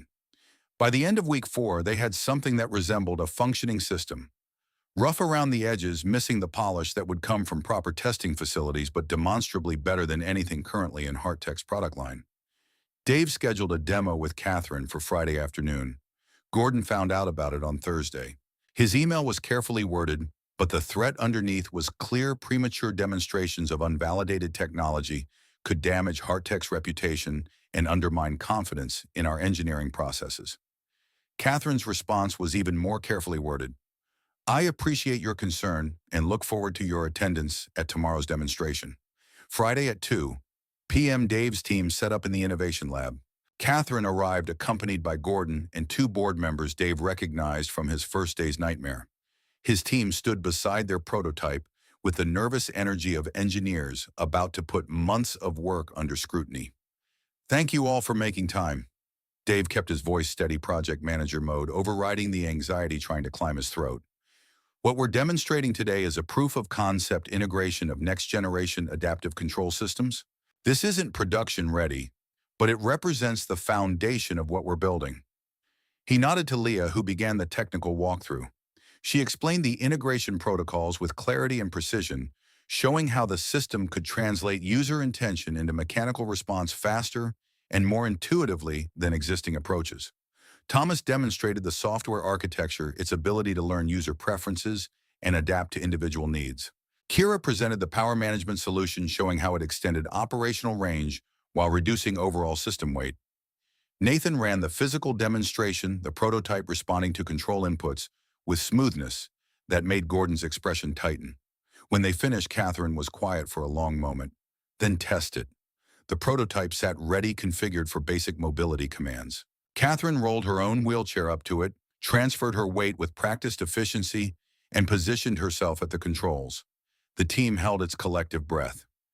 Catherine tested the system methodically, running through progressively complex maneuvers, pushing it toward the boundaries of its operational envelope. The prototype responded exactly as designed, smooth and intuitive, and fast. After 10 minutes, Catherine stopped and sat in silence. Her expression was unreadable, which terrified Dave more than visible disappointment would have. Then she looked up, and her eyes were bright with something that might have been tears. This is the first time in 14 years that assistive technology has made me feel capable instead of disabled. The words landed like a benediction. Dave felt something unlock in his chest, validation he hadn't known he needed. Gordon cleared his throat. It's promising preliminary work, certainly. Though I have concerns about the validation methodology and whether these results would hold up under proper environmental testing. Those are fair concerns. Catherine's voice carried steel underneath professional courtesy, which is why I'm authorizing immediate procurement of dedicated testing facilities for the Innovation Division. Whatever equipment they need, whatever timeline makes sense. She looked at Dave. I want production timeline and resource requirements by Monday. This moves forward as priority 1. After Catherine and the board members left, Gordon lingered. He approached Dave while the team was packing up equipment, voice low enough that only Dave could hear. Congratulations on your demonstration. Very impressive for 4 weeks of work. Thank you. Makes me wonder where the core concepts came from. Gordon's smile was sharp. Some of the approaches looked familiar. Architecture similar to some old AME research I remember from years ago. Good engineering builds on existing knowledge. Dave met his eyes without flinching. The fact that we're applying proven mathematical principles should be reassuring, not concerning. Of course, just making sure proper attribution happens if any of this leads to patents. I always give credit where it's due. Dave let that hang for a beat, which is why Kira's power management work will list her as primary inventor, since she's the one who developed it into a working system. Gordon's expression flickered. even if the underlying approach came from somewhere else, especially then. Because the value isn't in having an idea, it's in doing the work to make the idea real. Dave smiled without warmth. I'm sure you understand the difference. Gordon left without responding. That night Julia called. How'd the demo go? Better than I had any right to hope for. Dave sat in his kitchen with a beer. He'd been too anxious to drink before now. Catherine cried. The board approved priority status. Gordon looked like he'd swallowed glass. Dad, that's incredible. It's a start. Still a long way from production ready, still dealing with political friction. Still not sure I'm not going to screw this up somehow. You're always waiting for the other shoe to drop. Julia's voice carried affection and exasperation in equal measure. What if there is no other shoe?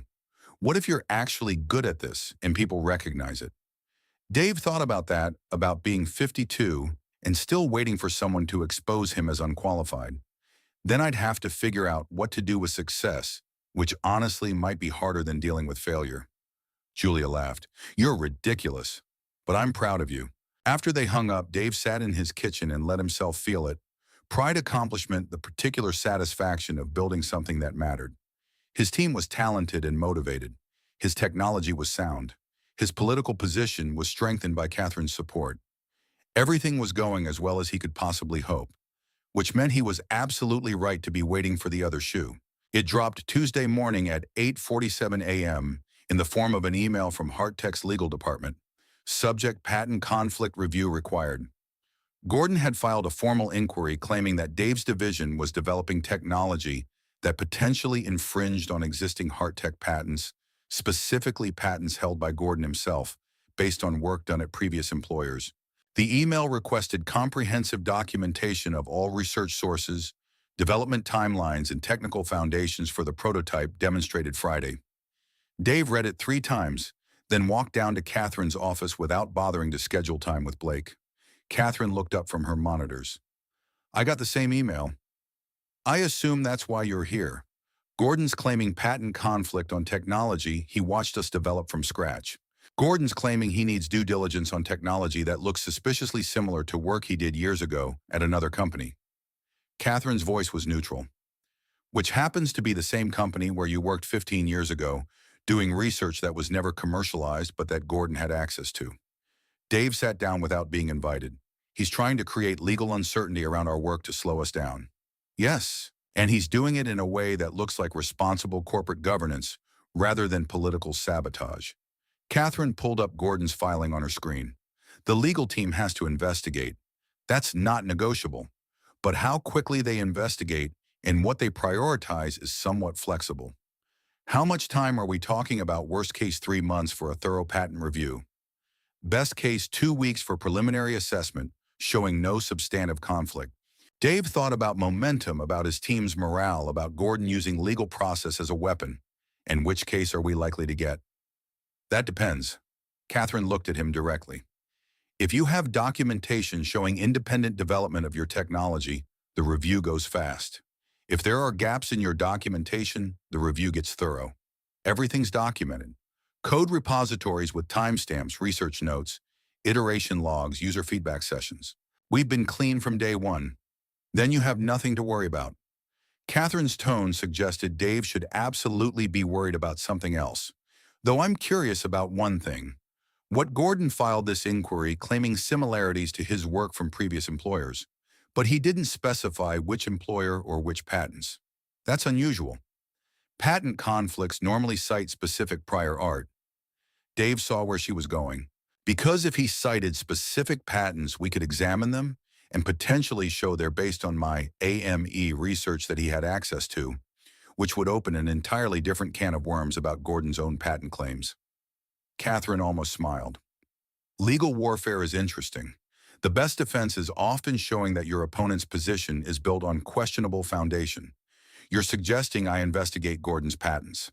I'm suggesting you have a legal right to review any patents relevant to a conflict claim, and I'm observing that thorough documentation of research lineage protects everyone's interests. Dave stood. I'll have complete documentation to legal by end of day. I'm sure you will. Catherine turned back to her monitors. And Dave, whatever you find in your research review, bring it to me before you do anything with it. He spent the afternoon with his team assembling documentation that would survive legal scrutiny. Every design decision traced back to its origin. Every line of code annotated with its purpose. Every mathematical approach cited to its source material. When they reached Kira's power management system, Dave had them document the full lineage Kira's literature review that found Dave's old AME research her independent development of the mathematics her extension into approaches Dave had never developed. Thomas looked up from his laptop. This documentation shows that Kira's work builds on yours, which was abandoned by AME. If legal follows this thread, they're going to ask why Gordon rejected her solution when it was based on proven research. That's his problem, not ours. Dave kept his focus on the documentation. We're showing clean development. Everything else is inference. By 6 p.m., they had a documentation package that told a clear story: talented engineers, building on publicly available research, developing new approaches through legitimate iteration, creating something original that happened to echo old ideas because good mathematics is timeless. Dave submitted it to legal, copied Catherine, and went home feeling like he just disarmed a bomb. Gordon's next move came Thursday, more subtle and potentially more damaging. An email to Catherine and the board suggesting that, given the ongoing patent review, it might be prudent to pause innovation division activities until the legal questions were resolved. Prudent risk management, he called it. Dave called it exactly what it was: an attempt to kill momentum through manufactured uncertainty. Catherine's response was surgical. The patent review is proceeding on an expedited timeline and should conclude by early next week. The Innovation Division will continue its development work in the meantime, as their documentation shows independent creation of all disputed technology. Friday afternoon, legal issued their preliminary finding: no substantive patent conflict identified based on available documentation. Full review would continue, but there was no basis for restricting Innovation Division activities. Gordon had lost this round, but Dave knew better than to celebrate. Men like Gordon didn't stop when one tactic failed. They adapted and tried something else. The question was what Gordon would try next and whether Dave would see it coming. The answer arrived Monday morning from a direction Dave hadn't anticipated. Julia called at 7:30 a.m., which meant 10:30 her time in Detroit, middle of her workday. "Dad, I need to ask you something, and I need you to be completely honest." "Of course. What's wrong?" "Great Lakes is evaluating Hart for a potential partnership on adaptive vehicle integration." Her voice was carefully controlled. "Your name came up in the due diligence research. Someone sent our executive team an analysis suggesting Hart Innovation Division is being led by an engineer with no recent relevant experience who was hired through personal connection rather than competitive process." Dave's stomach dropped. Gordon had found a new angle: attack Dave's credibility with external partners. "Julia, I need you to hear this directly from me. I was hired because I helped Catherine Hart fix her wheelchair, which demonstrated practical knowledge of adaptive systems. I have 27 years of engineering experience, including pioneering work on the exact technology we're developing now. The fact that my recent experience is in automotive repair doesn't erase 30 years of building systems that worked. I know that, Dad. I've seen your work. But perception matters in corporate partnerships." Julia's voice softened. "I'm calling because I wanted you to know this is circulating before you got blindsided by it, and because I want to help if I can. How I'm presenting to our executive team next week about the partnership evaluation. If I can speak to your technical capabilities from personal knowledge, it carries weight. But I need ammunition. What have you actually built in the past 8 weeks that I can point to?" Dave thought about the prototype, about Catherine's tears, about technology that made people feel capable instead of disabled. "We built a working proof of concept adaptive control system in 6 weeks that performs better than anything Hart currently has in production." Catherine Hart, who's been using assistive technology for 14 years, said it was the first time she felt capable instead of disabled. "That's good." Julia's tone shifted to professional assessment. "Send me technical specifications and performance data. I'll incorporate it into my analysis." "This is putting you in an awkward position. Dad, I'm an engineer evaluating a technical partnership. If Hart Innovation Division is producing superior technology that's relevant to Great Lakes' decision, regardless of who's leading it." She paused. "Though it doesn't hurt that the person leading it is my father and I can vouch for his capabilities." After they hung up, Dave sat in his car in Hart parking lot and felt the weight of it. Gordon was escalating from internal politics to external reputation, warfare attacking Dave's credibility with potential partners, trying to isolate Hart innovation division before it could establish itself.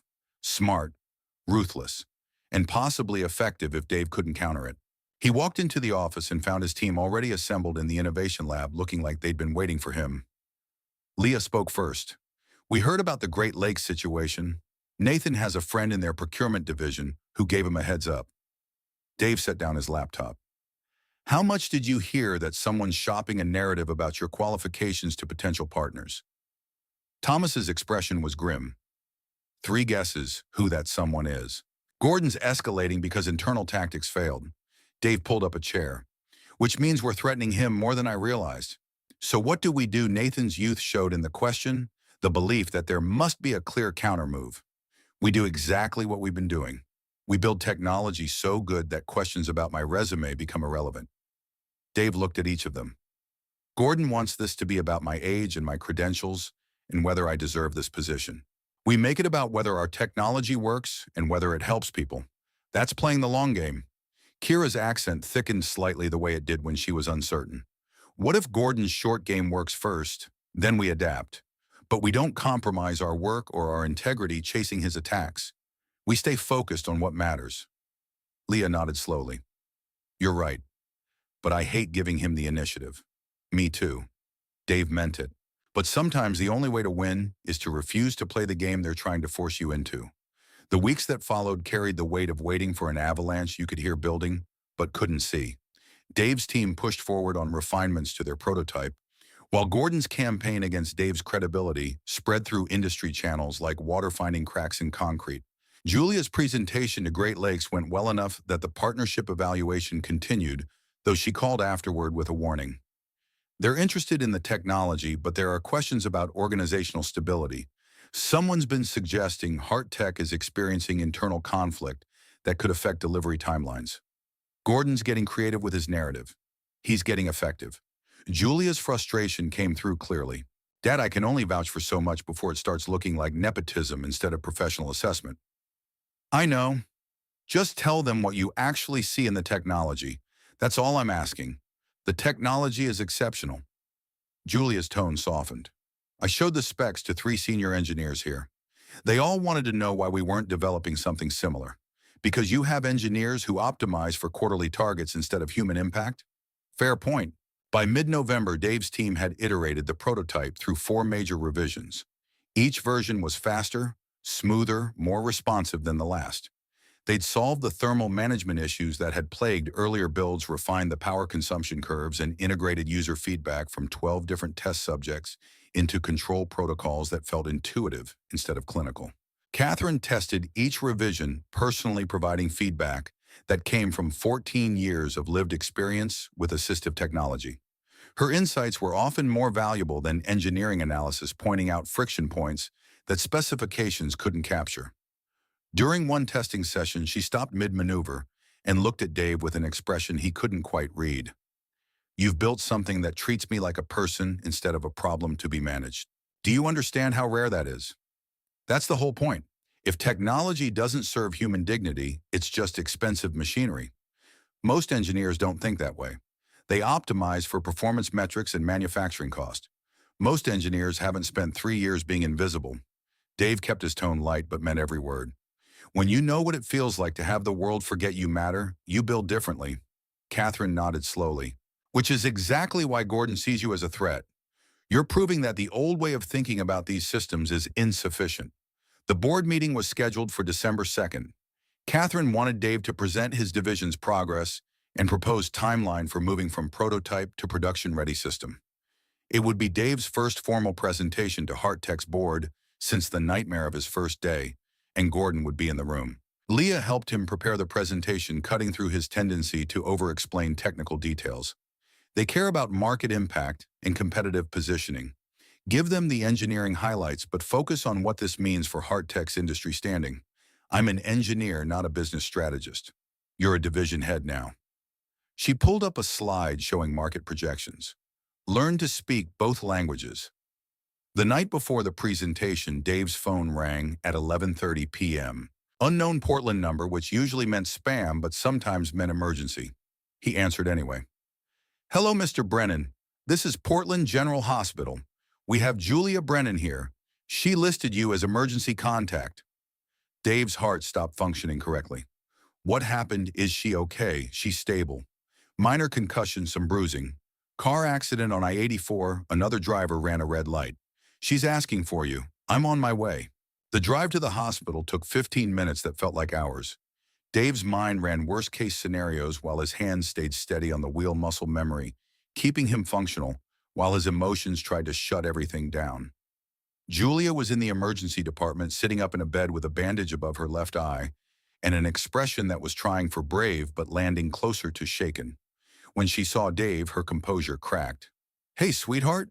Dave crossed to her bedside, took her hand carefully. "You're okay. You're going to be fine. My rental car is totaled." Julia's voice was thick with tears that hadn't fallen yet. "I flew in for the board meeting tomorrow and some idiot ran a red light coming off the Morrison Bridge. Were you hurt anywhere else?"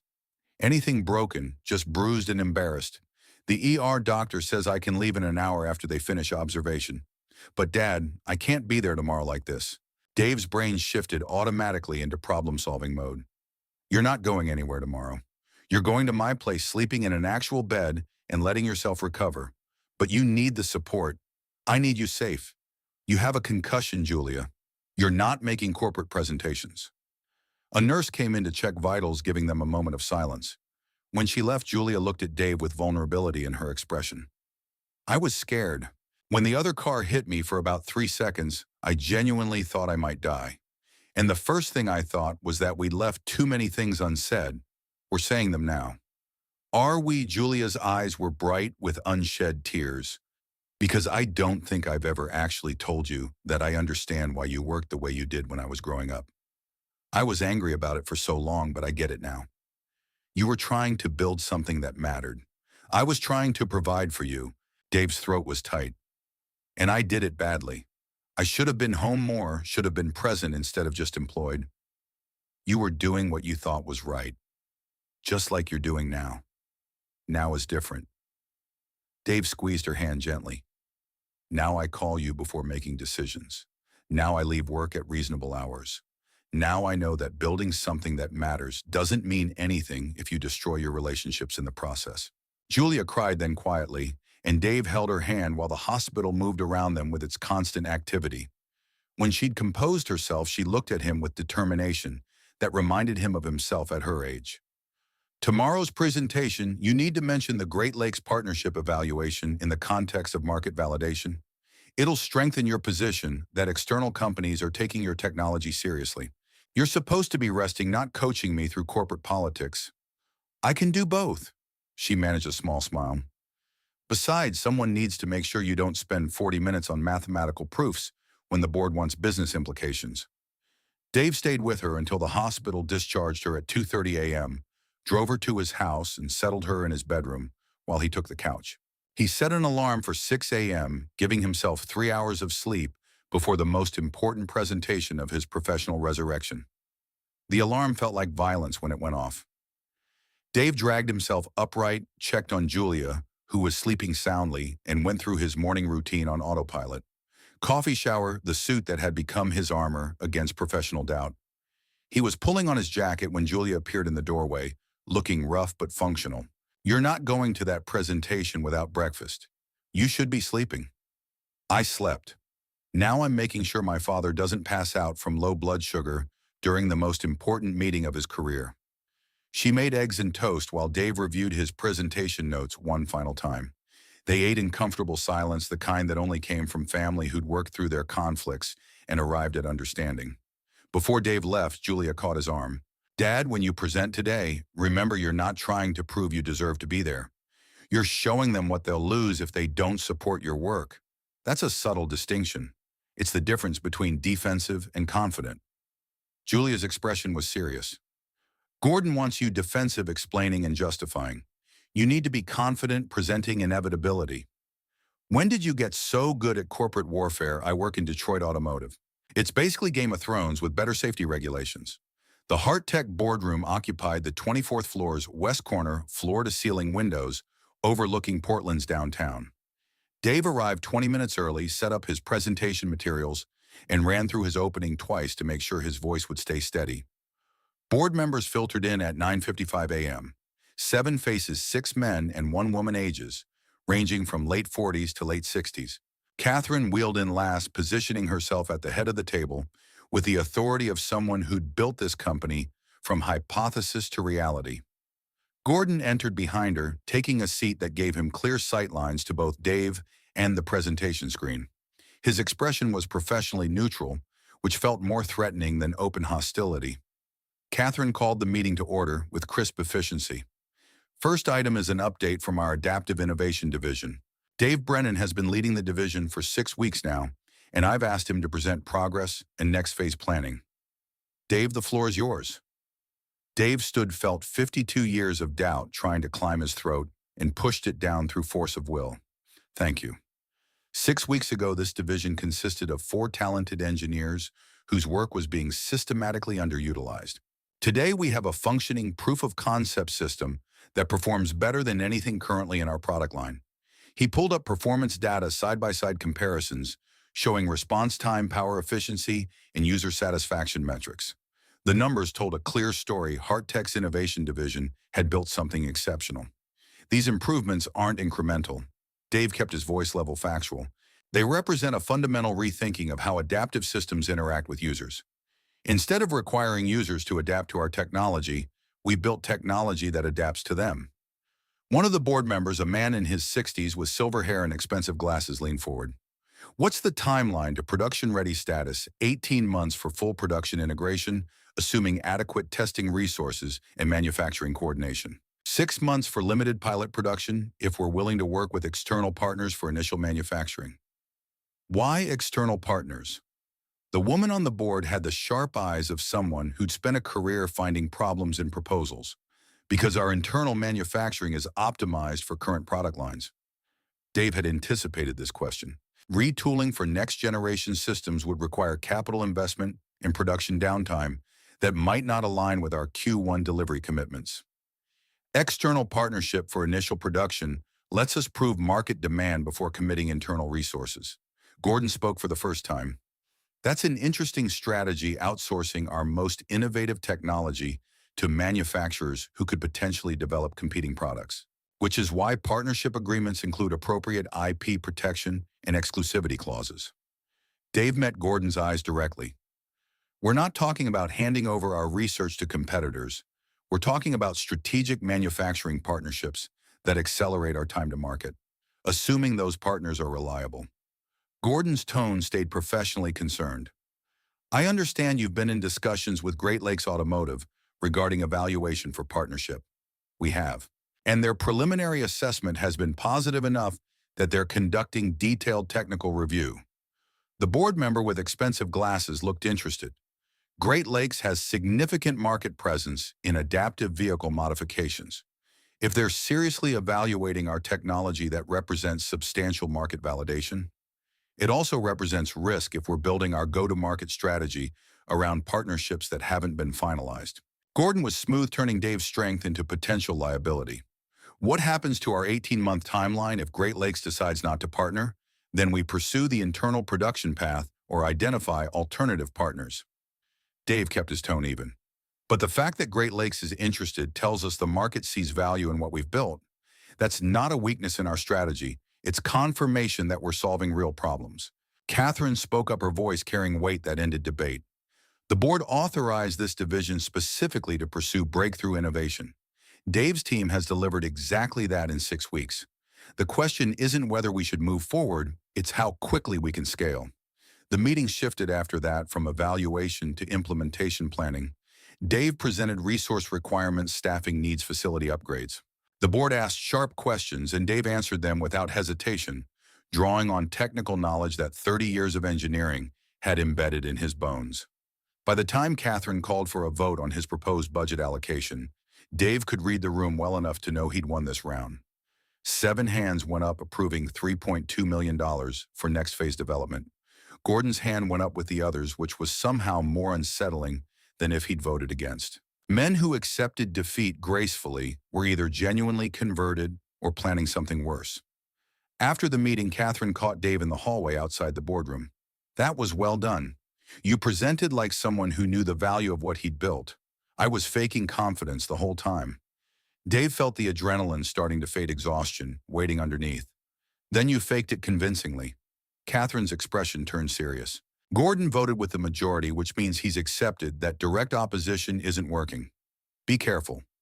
When people like Gordon stop fighting openly, it usually means they're shifting to subtler tactics." "What kind of tactics?" "The kind that are harder to defend against because they look like reasonable professional disagreements instead of sabotage." Dave thought about that on his drive home, about the difference between obvious obstacles and invisible undermining. Gordon had spent 6 weeks trying direct confrontation and patent challenges and reputation attacks. All of those had failed or backfired, making Gordon look obstructionist while Dave's division delivered results. So what was the next move for someone who needed Dave to fail, but couldn't be seen actively causing that failure? The answer arrived 2 weeks later, subtle and potentially devastating. Leah discovered it first. She was reviewing procurement requests for specialized testing equipment when she noticed an oddity in the approval workflows. Every request from the innovation division was being routed through additional review layers that didn't exist for other divisions. She brought it to Dave's attention on a Tuesday afternoon. "Look at this. Standard equipment request from Gordon's division, 1 approval, 3-day turnaround. Identical request from us, 3 approvals, 14-day turnaround. Who added the extra review layers? Procurement says it's standard protocol for new divisions." Leah pulled up the policy documentation. "Except I checked, and this protocol was implemented November 15th, 3 days after our board presentation. Right after Gordon realized he couldn't stop us through direct opposition. Dave studied the approval workflows, seeing the pattern. He's slowing us down through process bureaucracy, and it's working." Thomas joined the conversation, frustration evident. "We ordered testing equipment 4 weeks ago. Still waiting on final approval." Meanwhile, Gordon's team ordered similar equipment last week and received it yesterday. "Can we escalate to Catherine?" Nathan was already reaching for solutions. "We could." Dave leaned back, thinking through implications. "But that makes us look like we can't navigate normal business processes. Gordon's betting will either escalate and look incompetent or absorb the delays and miss our timeline commitments." Kira frowned. "So we're trapped either way." "Not necessarily." Dave was working through options. "What if we find alternative sources for the equipment we need, non-standard procurement channels that bypass the approval workflows?" "You mean like renting instead of purchasing?" Leah caught on quickly. "Or using external testing facilities instead of buying our own equipment?" "Exactly. It might cost more in the short term, but it keeps us moving while Gordon's bureaucratic barriers slow down the official channels." They spent the next week identifying workarounds. Equipment they could rent instead of purchase, external labs they could contract with instead of building internal capacity, suppliers who offered trial periods that didn't require formal procurement approval. It was inefficient and expensive, but it kept the division moving forward while Gordon's procedural obstacles delayed official channels. The strategy worked until mid-December, when Hart's CFO sent a pointed email questioning why the innovation division was spending budget on external resources when internal procurement channels existed for exactly that purpose. Dave's response was carefully crafted. "We're using external resources to maintain timeline commitments while our internal procurement requests work through established approval processes. Happy to discuss budget implications if the current approach is problematic." The CFO's reply came within an hour. "Let's discuss. My office tomorrow at 10 a.m. Dave showed up exactly on time. The CFO, a man named Lawrence Winters, who happened to be Catherine's younger brother, gestured to a chair without preamble. "You're spending money faster than your approved budget allocations using external resources that cost 20% more than internal equivalents. Tell me why I shouldn't shut that down." "Because internal procurement channels are taking 3 times longer for our division than for comparable requests from other divisions." Dave had prepared for this. "I have documentation showing the approval timeline disparities if you want to review it." "I've seen it." Lawrence pulled up files on his screen. "I've also seen that those extended timelines are consistent with our policies for new divisions establishing procurement patterns. Policies that were implemented 3 days after our board presentation, specifically targeting divisions created after November 1st. which in practice means only my division. Lawrence studied him for a long moment. You think Gordon influenced those policy changes? I think someone convinced procurement that new divisions needed additional oversight. Whether that someone was Gordon or someone Gordon persuaded is less important than the effect, which is that you're spending more money to avoid delays. Lawrence leaned back. Here's my problem, Dave. I believe the procurement delays are real. I also believe they're probably targeted. But I can't approve budget overruns based on suspicion of bureaucratic sabotage. I'm not asking you to. Dave had thought this through. I'm asking you to evaluate whether the procurement policies implemented in November are serving Hart strategic interests or serving internal politics. That's Catherine's call, not mine. Then I'll make it Catherine's call. But I wanted you to understand the situation first since you're the one tracking budget performance. Lawrence smiled slightly, first sign of warmth in the conversation. You've learned corporate navigation faster than I expected. Most engineers in your position would just complain about unfair treatment. I spent 3 years being dismissed as irrelevant. Dave stood to leave. I got pretty good at finding paths around obstacles instead of expecting obstacles to move for me. That night, Catherine called Dave at home. Lawrence briefed me on your procurement situation. I'm having the November policy changes reviewed for strategic alignment with company objectives. Thank you. Don't thank me yet. Catherine's voice carried warning. If the review shows the policies are justified, you'll need to work within them regardless of timeline impact. I can't override legitimate business processes just because they're inconvenient for one division. Understood. But if the review shows the policies are unnecessarily restrictive, I'll have them revised. And I'll want to understand who pushed for their implementation and why. The review took a week. On December 23rd, the day before Hart closed for Christmas break, Catherine sent an email to all division heads. Procurement approval processes are being standardized across all divisions effective January 2nd. New policies will apply equally regardless of division age or focus area. Gordon's subtle sabotage had been dismantled, but he'd succeeded in burning 3 weeks of Dave's timeline in the process. Dave spent Christmas quietly with Julia, who'd extended her Portland stay to recover fully from the accident and to continue Great Lakes partnership negotiations from the West Coast. They had dinner at Dave's house, just the two of them, the first Christmas they'd shared without tension in 5 years. You're different than you were a year ago.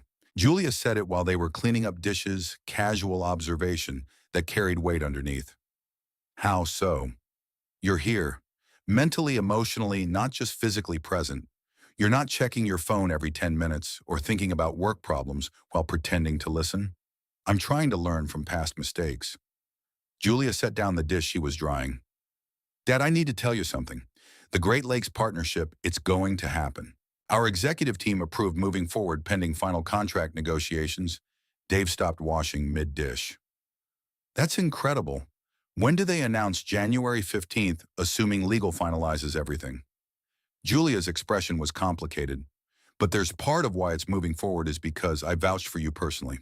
If this partnership fails or if your technology doesn't deliver, it reflects on my professional judgment. The weight of that settled heavy. I won't let you down. I know you won't. That's not what worries me. Julia met his eyes. What worries me is that Gordon is going to see this partnership as you winning, and people like Gordon don't accept losing gracefully.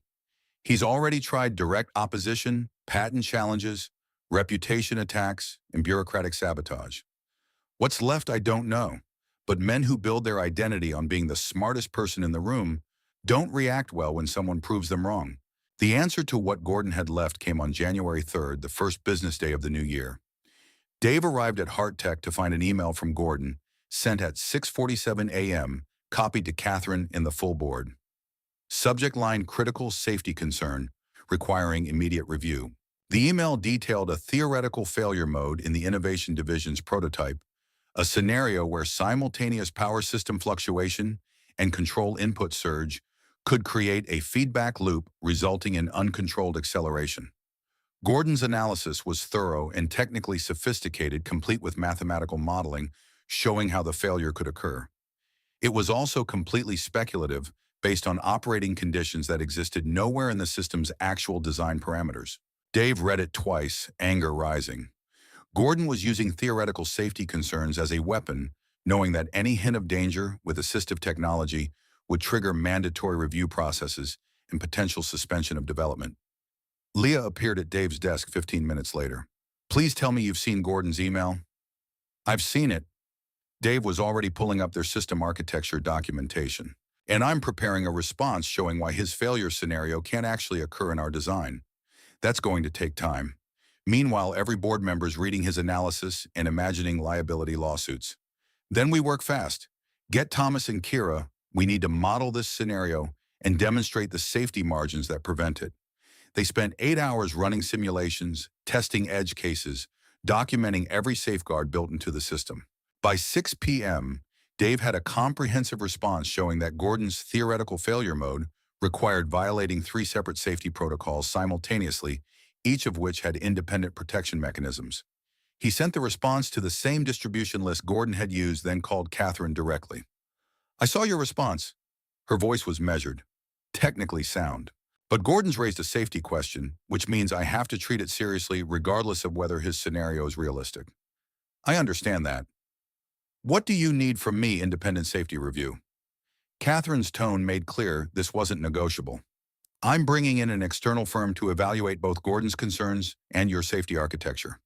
Until they complete their assessment, development continues, but we hold off on any external demonstrations or partnership discussions. The Great Lakes announcement is scheduled for January 15th. I'm aware, and I'm hoping the safety review concludes before then. But if it doesn't, we may need to delay the announcement.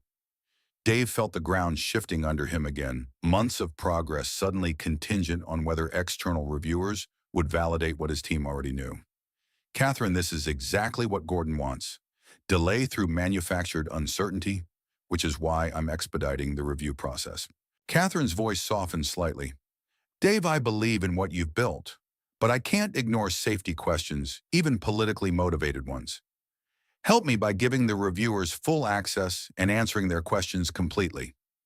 The safety review team arrived on January 5th, 3 engineers from an independent consulting firm that specialized in automotive safety systems. They were thorough, skeptical, and relentlessly professional. Dave's team spent 4 days walking them through every aspect of the system design, explaining safety protocols and demonstrating protective mechanisms. The reviewers tested edge cases, challenged assumptions, and probed for weaknesses with the methodical precision of people who'd seen too many supposedly safe systems fail in unexpected ways. On January 9th, the lead reviewer, a woman named Dr. Patricia Hartwell, who'd spent 20 years at NHTSA before going private, delivered her preliminary findings to Catherine with Dave and Gordon both present. Mr. Westfield's theoretical failure mode is technically possible. Dr. Hartwell's voice carried the authority of someone who'd investigated actual vehicular fatalities. However, it requires simultaneous failure of 3 independent safety systems, each of which has redundancy built in. The probability of this scenario occurring in real-world operation is comparable to being struck by lightning while winning the lottery. She pulled up comparative data. For context, the Innovation Division's safety architecture has more protective layers than any assistive technology system I've reviewed in the past decade, including systems currently in production from major manufacturers. Gordon's expression didn't change, but his posture shifted. So you're saying the system is safe despite the theoretical vulnerability? I'm saying every engineered system has theoretical vulnerabilities if you construct sufficiently unlikely scenarios.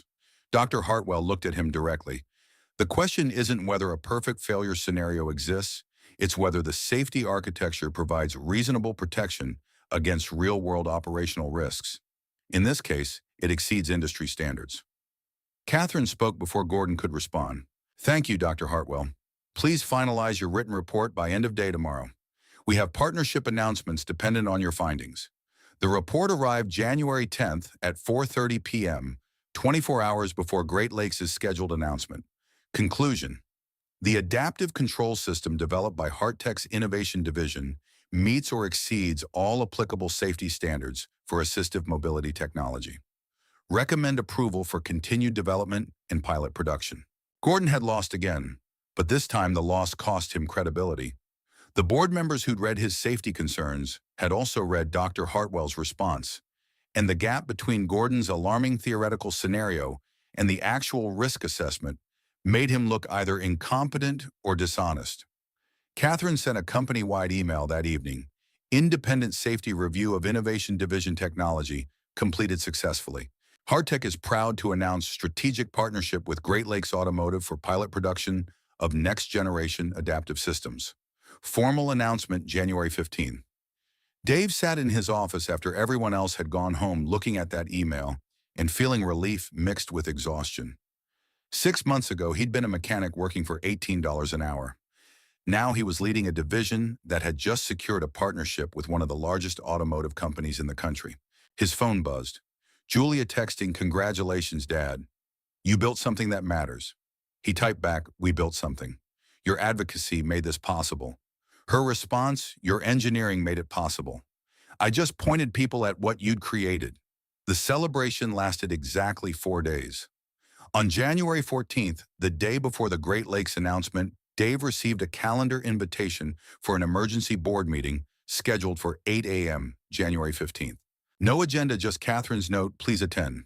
Important development." Dave arrived at 7:50 a.m. to find the board already assembled, which was unusual. Catherine's expression was controlled, but her eyes carried warning. Gordon sat in his usual position, and for the first time in months, he looked satisfied. "Thank you all for making time on short notice." Catherine's voice was formal, the tone she used when delivering bad news she couldn't prevent.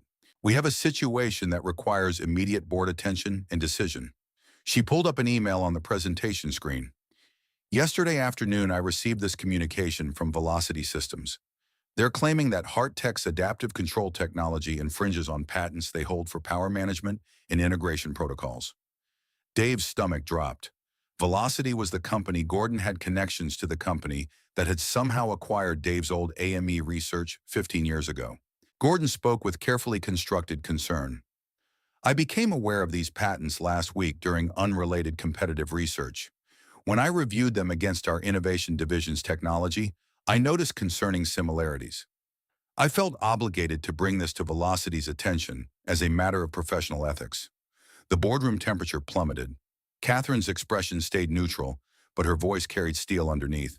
"You brought potential patent infringement to a competitor's attention before discussing it internally with our legal team or the division head who developed the technology in question." "I brought legitimate IP concerns to the attention of the patent holder." Gordon met her eyes without flinching. Hart's reputation depends on respecting intellectual property rights. If we're developing technology that potentially infringes on existing patents, we need to address that before it becomes a legal liability. Dave found his voice, forcing it to stay level. "May I see the patents in question?" Catherine pulled them up. 3 patents filed by Velocity Systems between 2011 and 2014, covering power management algorithms, adaptive control protocols, and user interface integration. Dave recognized them immediately because he'd invented the underlying approaches at AME in 2008. Velocity had taken his abandoned research, refined it slightly, and patented it while he'd been working elsewhere, and unaware his old work was being commercialized. "These patents are based on research I conducted at American Motors Engineering 15 years ago." Dave kept his voice steady despite rage building. "Research that was discontinued and shelved. Velocity acquired that research and filed patents on it. Can you prove that?" The board member with expensive glasses looked skeptical. "Do you have documentation showing your work predates these patents?" "I have my original AME project files." "Yes. Though proving that Velocity's patents are derivative of my work would require legal action that could take years." Catherine's expression was grim. "Meanwhile, Velocity is threatening immediate injunction against our Great Lakes partnership unless we license their patents or cease development." "How convenient." Dave looked directly at Gordon. "You spent time with access to research from that era.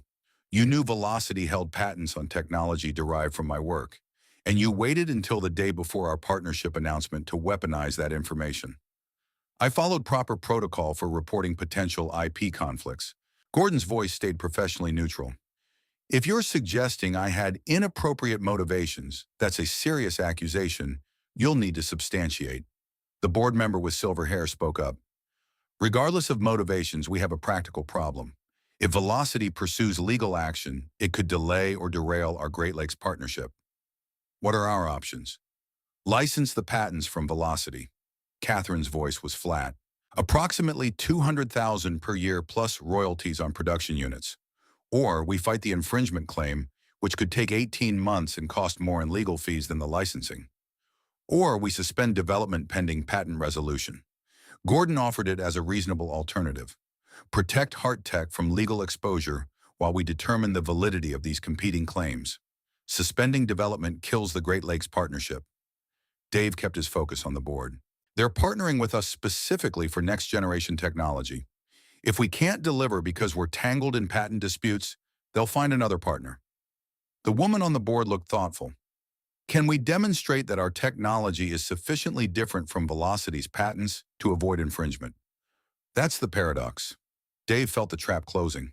Our technology is better than Velocity's implementation precisely because I developed both the original research and the improved version. We're not copying them, we're advancing my own work. But proving that requires litigation we don't have time for. Catherine called for a 10-minute recess. The board members filed out, leaving Dave and Gordon alone in the conference room. Gordon spoke first, voice low.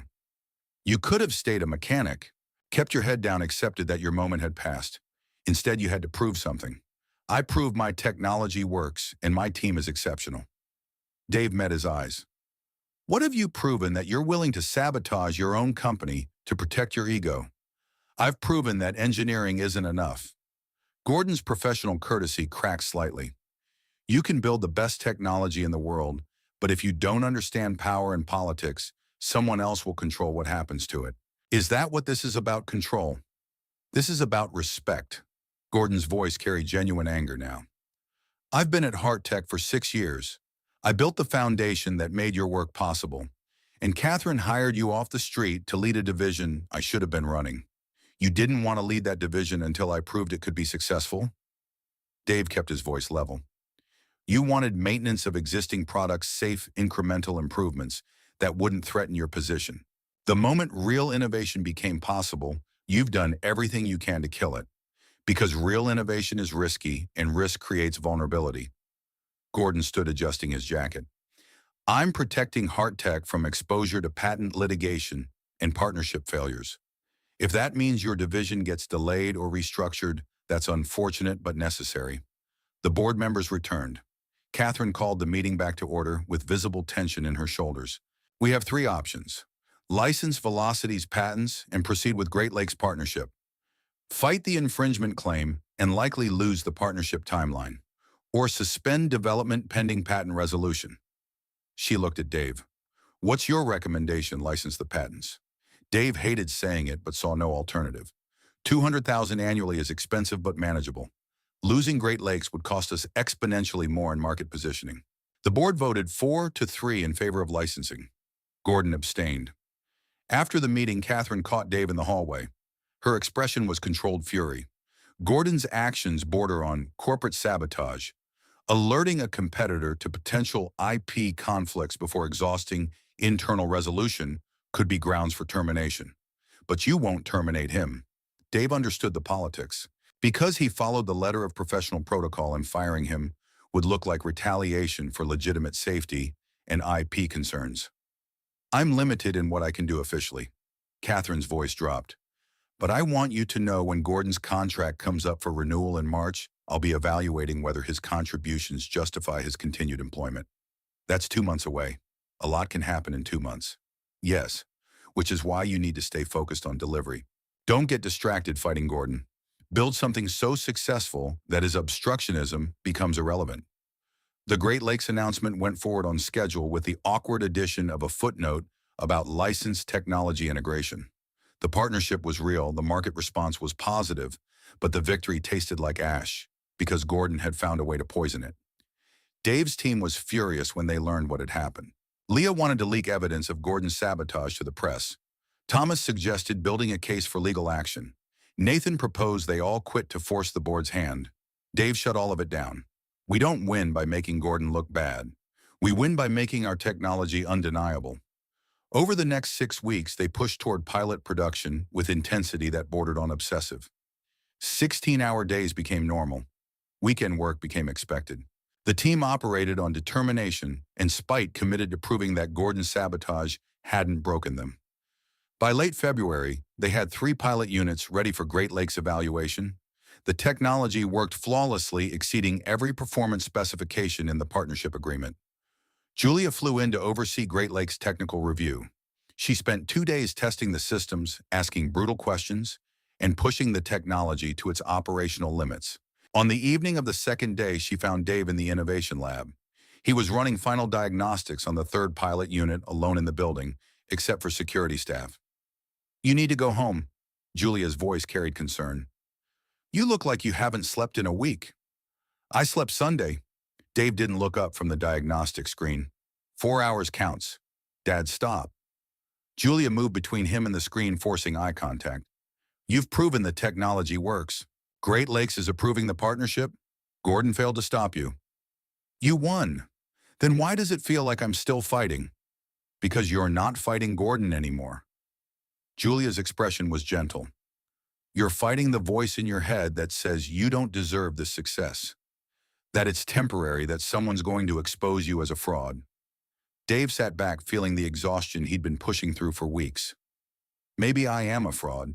Maybe I got lucky with a wheelchair malfunction and Catherine's generosity.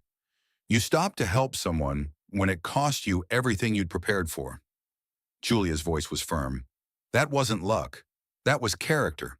And everything that came after was you proving that your character wasn't a one-time performance." The pilot production launched in March. Great Lakes integrated Hart adaptive systems into 50 vehicles for field testing with real users. The feedback overwhelmed them. People cried during demonstrations, wrote letters about independence they hadn't experienced in years, shared stories about technology that finally treated them like humans instead of problems. Gordon's contract renewal came up on March 15th. Catherine called Dave into her office that morning, expression unreadable. "The board voted on Gordon's position last night, 7-0 against renewal." Dave absorbed that information without visible reaction. "When does he leave? End of month?" "Standard transition period." Catherine paused. "He'll be offered a consulting arrangement if he wants it, but his direct employment ends April 1st. How did he take it? With professionalism and thinly veiled rage."